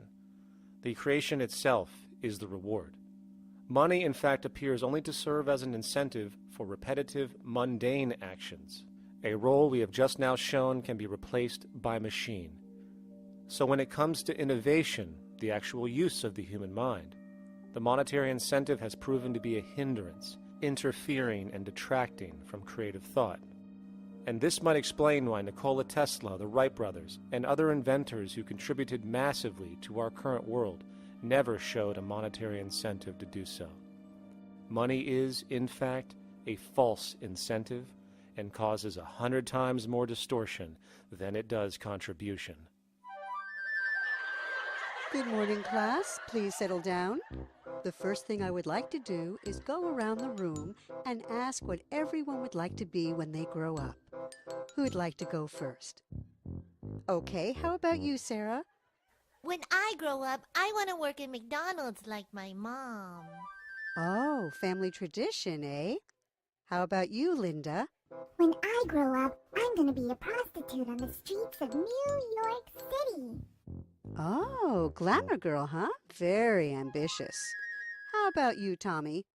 When I grow up, I'm going to be a rich, elitist businessman who works on Wall Street and profits off of the collapse of foreign economies. Enterprising, and great to see some multicultural interest. As stated before, a resource-based economy applies the scientific method to social concern, and this isn't limited to simply technical efficiency. It also has the consideration of human and social well-being directly and what comprises it.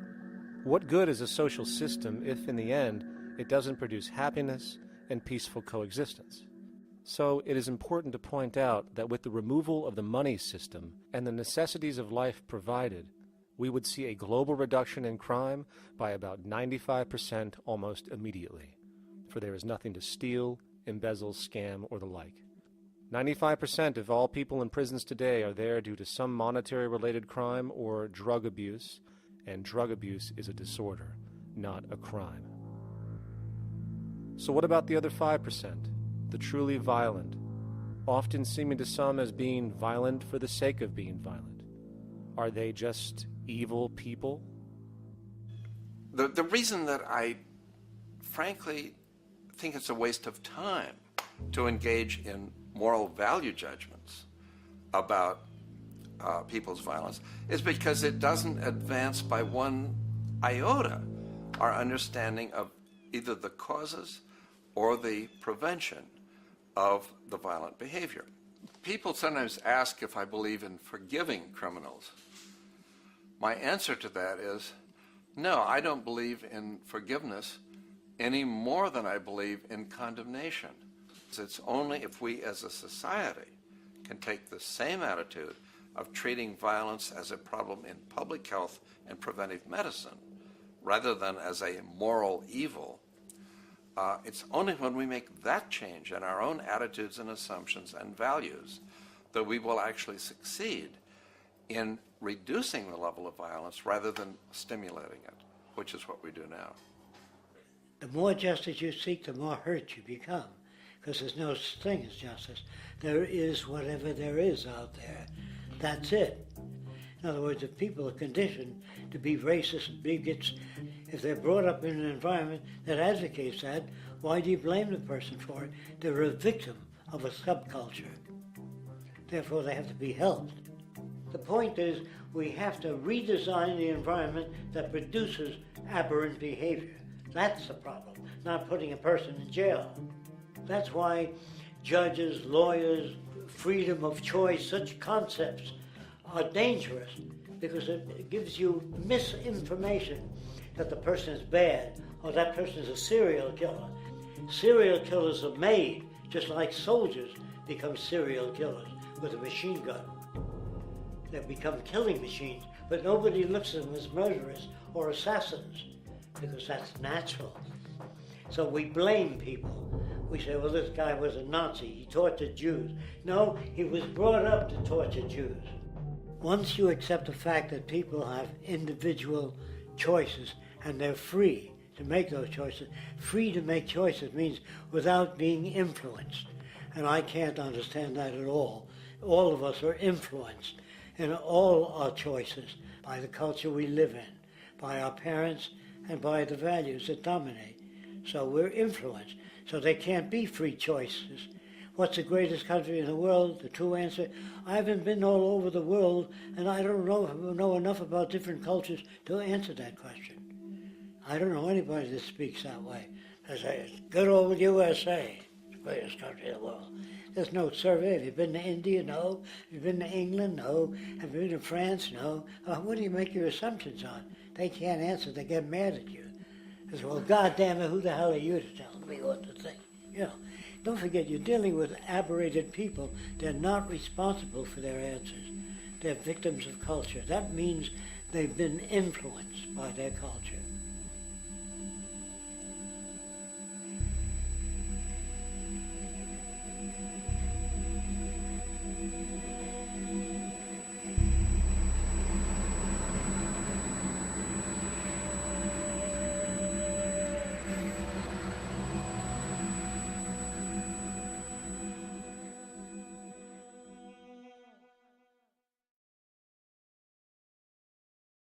When we consider a resource-based economy, there are often a number of arguments that tend to come up with regard to the efficiency. Now hold on just a minute. Yes? I know what this is. This is called Marxism, buddy. Stalin killed 800 billion people because of ideas like this. My father died in the gulag. Hold on. Communist, fascist. You don't like America, you should just leave. All right, everybody just calm down. To the New World Order. To the New World Order. And as the irrationality of the audience grew, shocked and confused, suddenly the narrator suffered a fatal heart attack. And the seemingly communist propaganda film was no more.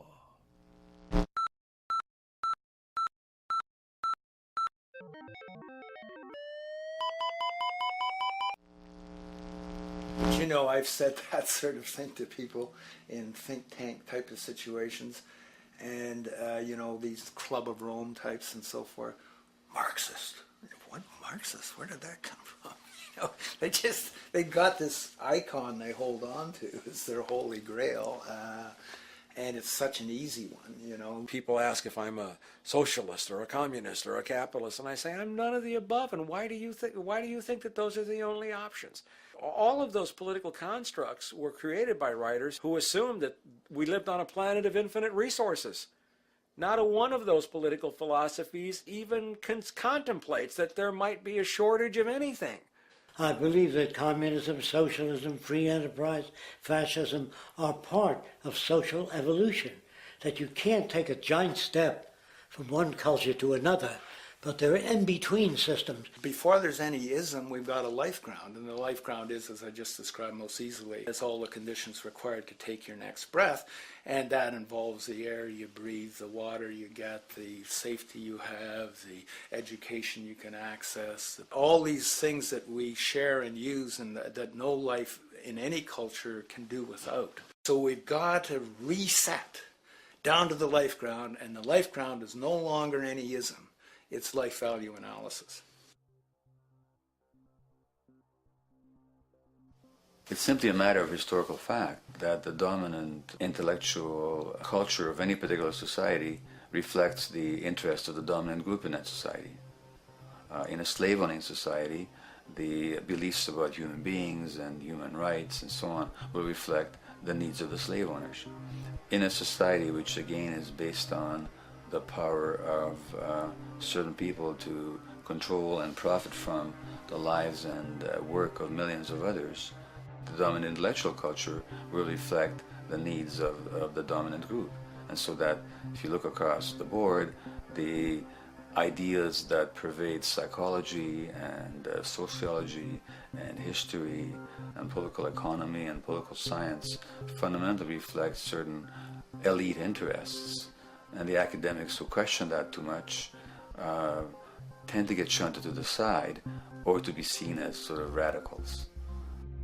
The dominant values of a culture tend to support and perpetuate what is rewarded by that culture. And in a society where success and status is measured by material wealth, not social contribution, it is easy to see why the state of the world is what it is today. We are dealing with a values system disorder, completely denatured, where the priority of personal and social health have become secondary to the detrimental notions of artificial wealth and limitless growth. And like a virus, this disorder now permeates every facet of government, news media, entertainment, and even academia.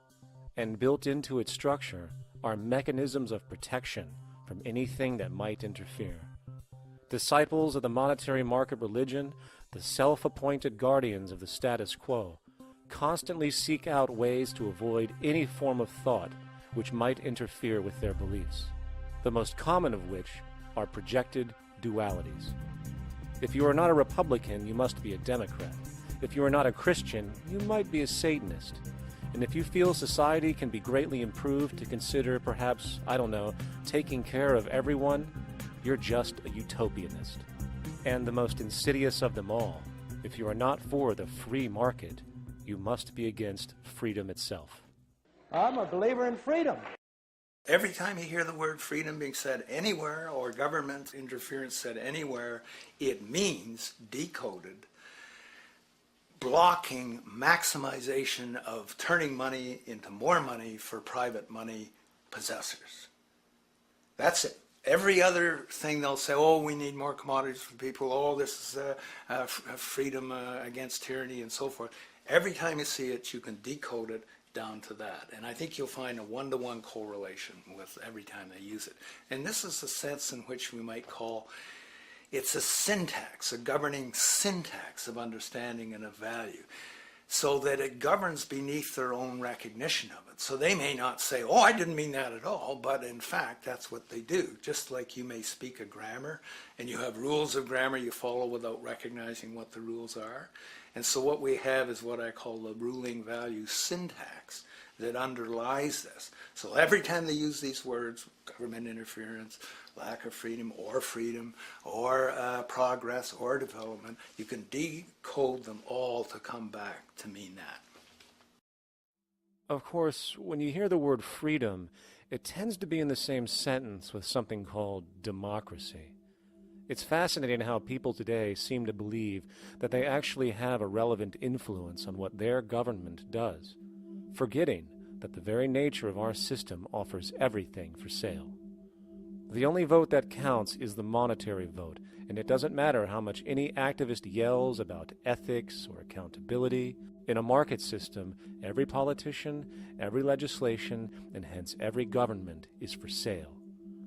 And even with the $20 trillion bank bailout starting in 2007, an amount of money which could have changed, say, the global energy infrastructure to fully renewable methods, instead going to a series of institutions that literally do nothing to help society, institutions that could be removed tomorrow with no recourse, the blind conditioning that politics and politicians exist for the public well-being still continues.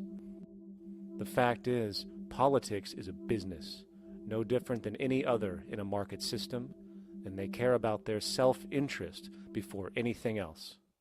I don't really, honestly, deep down believe in political action. I think the system contracts and expands as it wants to. It accommodates these changes. I think the civil rights movement was an accommodation on the part of those who own the country. I think they see where their self-interest lies. They see a certain amount of freedom seems good, an illusion of liberty. Give these people a voting day every year so that they'll have the illusion of meaningless choice. Meaningless choice that we go like slaves and say, "Joe, I voted." The limits of debate in this country are established before the debate even begins, and everyone else is marginalized. They're made to seem either to be communists or some sort of disloyal person, a kook, there's a word, and now it's conspiracy. Say, they've made that something that should not be even entertained for a minute, that powerful people might get together and have a plan. Doesn't happen. You're a kook. You're a conspiracy buff. And of all the mechanisms of defense of this system, there are two that repeatedly come up. The first is this idea that the system has been the cause of the material progress we have seen on this planet. Well, no. There are basically two root causes which have created the increased so-called wealth and population growth we see today. One, the exponential advancement of production technology, hence scientific ingenuity. And two, the initial discovery of abundant hydrocarbon energy, which is currently the foundation of the entire socioeconomic system.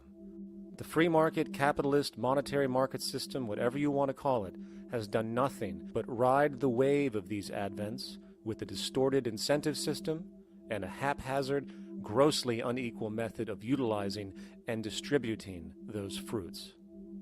The second defense is a belligerent social bias generated from years of propaganda, which sees any other social system as a route to so-called tyranny, with various name droppings of Stalin, Mao, Hitler, and the death tolls they generated.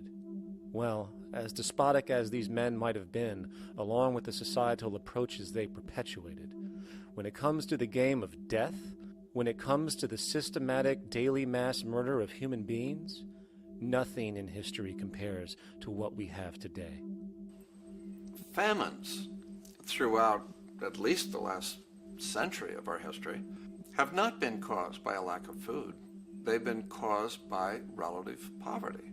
The economic resources were so inequitably distributed that the poor simply didn't have enough money with which to buy the food that would have been available if they could have afforded to pay for it. That would be an example of structural violence. Another example, in Africa and some other areas, but I'll particularly focus on Africa, tens of millions of people are dying of AIDS. Why are they dying? It's not because we don't know how to treat AIDS. We have, millions of people in the wealthy countries are getting along remarkably well because they have the medicines that will treat it. The people in Africa who are dying of AIDS are not dying because of the HIV virus. They're dying because they don't have the money with which to pay for the drugs that would keep them alive. Gandhi saw this. He said the deadliest form of violence is poverty. And that's absolutely right. Poverty kills far more people than all the wars in history, more people than all the murderers in history, more than all the suicides in history. Not only does structural violence kill more people than all the behavioral violence put together, structural violence is also the main cause of behavioral violence.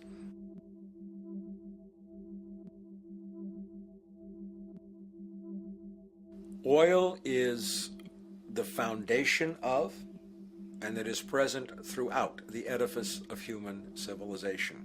There are 10 calories of hydrocarbon energy, oil and natural gas, in every calorie of food you and I eat in the industrialized world. Fertilizers are made from natural gas. Pesticides are made from oil. You drive oil-powered machines to plant, plow, irrigate, harvest, transport, package. You wrap the food in plastic, that's oil. All plastic is oil. There are 7 gallons of oil in every tire. Oil is everywhere. It's ubiquitous. And it's only because of oil that there are 7 billion people, or almost 7 billion people on this planet right now. The arrival of this cheap, easy energy, which is equivalent, by the way, to billions of slaves working around the clock, changed the world in such a radical way over the last century, and the population has gone up 10 times. But by 2050, oil supply is able to support less than half the present world's population in their present way of life. So the scale of adjustment to live differently is just enormous. The world is now using 6 barrels of oil for every barrel it finds. 5 years ago, it was using 4 barrels of oil for every barrel it finds. A year from now, it's going to be using 8 barrels of oil for every barrel it finds. What's disturbing to me is the lack of any real effort from governments worldwide or industry leaders worldwide to do something different. I mean, we have these sort of attempts to build more wind power and to maybe do something with tide. We've got attempts to make our cars a little bit more efficient. But there's nothing which really looks like a revolution coming along. These are all pretty minor. And that, I think, is pretty frightening.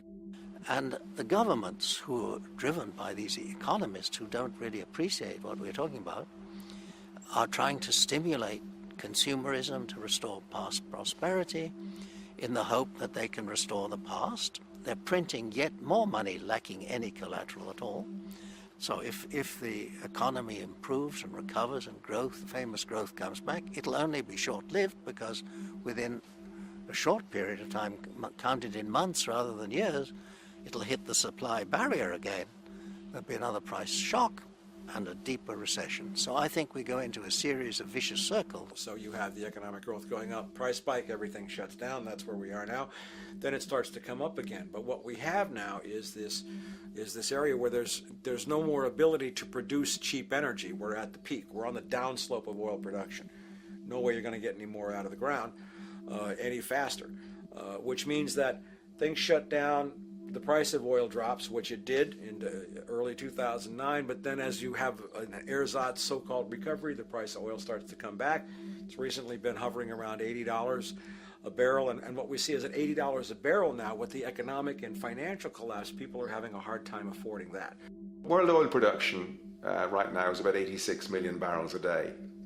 Over 10 years, you're looking at roughly 40 million barrels a day having to be replaced. There's nothing around which can come even within 1% of meeting that sort of demand. If we don't do something pretty quickly, there's going to be a huge energy deficiency. I think the big mistake is in not recognizing a decade or so ago that a concerted effort needed to be made to develop these sustainable forms of energy. I think that's something our grandchildren will look back on with total disbelief. You people knew that you were dealing with a finite commodity. How could you possibly have built your economy around something which was going to disappear? For the first time in human history, the species is now faced with the depletion of a core resource central to our current system of survival. And the punchline of the whole thing is that even with oil becoming more and more scarce, the economic system will still blindly push its cancerous growth model, so people can go out and buy more oil-powered cars to generate GDP and jobs, exasperating the decline. Are there solutions to replace the edifice of the hydrocarbon economy? Of course. But the path needed to accomplish these changes will not manifest through the market system protocols required, since new solutions can only be implemented through the profit mechanism. People are not investing in renewable energies because there is no money in it in both the long and short term, and the commitment needed to make it happen can only occur at a severe financial loss. Hence, there is no monetary incentive, and in this system, if there's no monetary incentive, things do not happen. And on top of it all, peak oil is just one of many surfacing consequences of the environmental social train wreck gaining speed today. Other declines include freshwater, the very fabric of our existence, which is currently showing shortages for 2.8 billion people, and those shortages are on pace to reach 4 billion by 2030. Food production, the destruction of arable cropland, from which 99.7% of all human food comes from today, is occurring up to 40 times faster than it is being replenished. And over the last 40 years, 30% of the arable land has become unproductive. Not to mention that hydrocarbons are the backbone of agriculture today, and as it declines, so will the food supply. As far as resources in general, at our current patterns of consumption, by 2030 we will need 2 planets to continue our rates. not to mention the continual destruction of life-supporting biodiversity, causing extinction spasms and environmental destabilization across the globe. And with all of these declines, we have the near exponential population growth, where by 2030 there might be over 8 billion people on this planet. Energy production alone would need to increase 44% by 2030 to meet such demand. And again, since money is the only initiator of action, are we to expect that any country on the planet is going to be able to afford the massive changes needed to revolutionize agriculture, water processing, energy production, and the like, when the global debt pyramid scheme is slowly shutting the entire world down?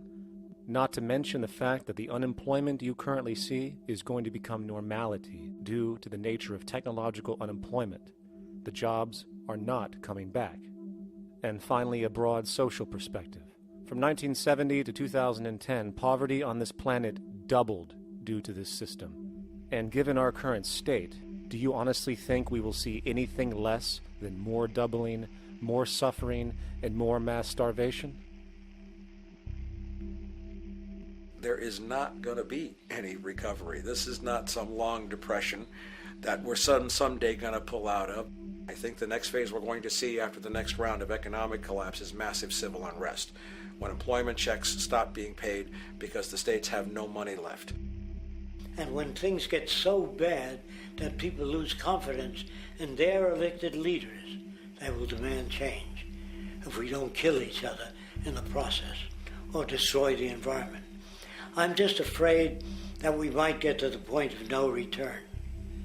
And that bothers me no end. We do all we can to avoid that condition. It's clear that we're on the verge of a great transition in human life. What we face now is this fundamental change of the life we've known over the last century. There has to be a link between the economy and the resources of this planet, the resources being, of course, all animal and plant life, the health of the oceans and everything else. This is a monetary paradigm that will not let go until it's killed the last human being. The in-group will do all it can to stay in power. And that's what you got to keep in mind. They'll use the Army and Navy and lies or whatever they have to use to keep in power. They're not about to give it up because they don't know of any other system that will perpetuate their kind.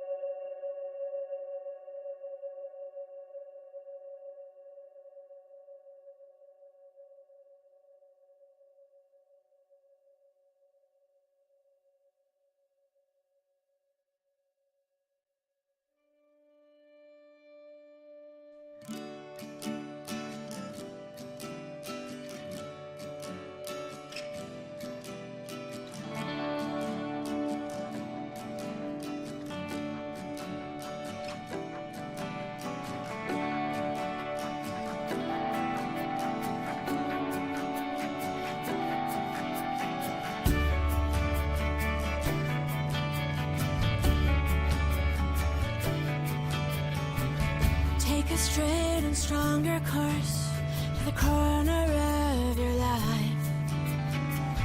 Just remember that the goal is for us all to capture all we want.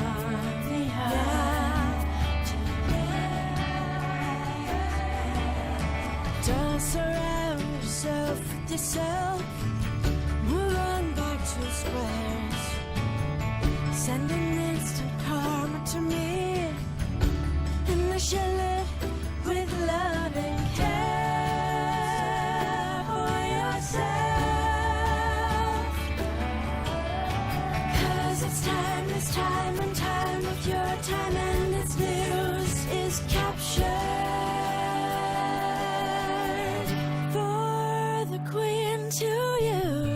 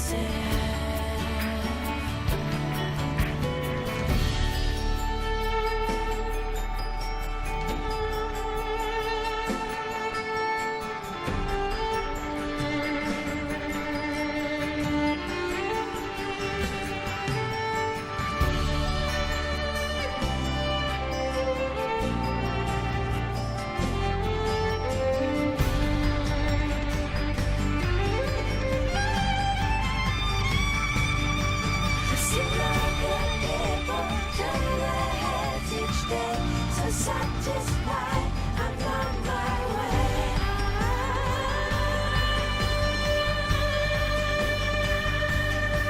To see all the people turn their heads each day, so satisfied.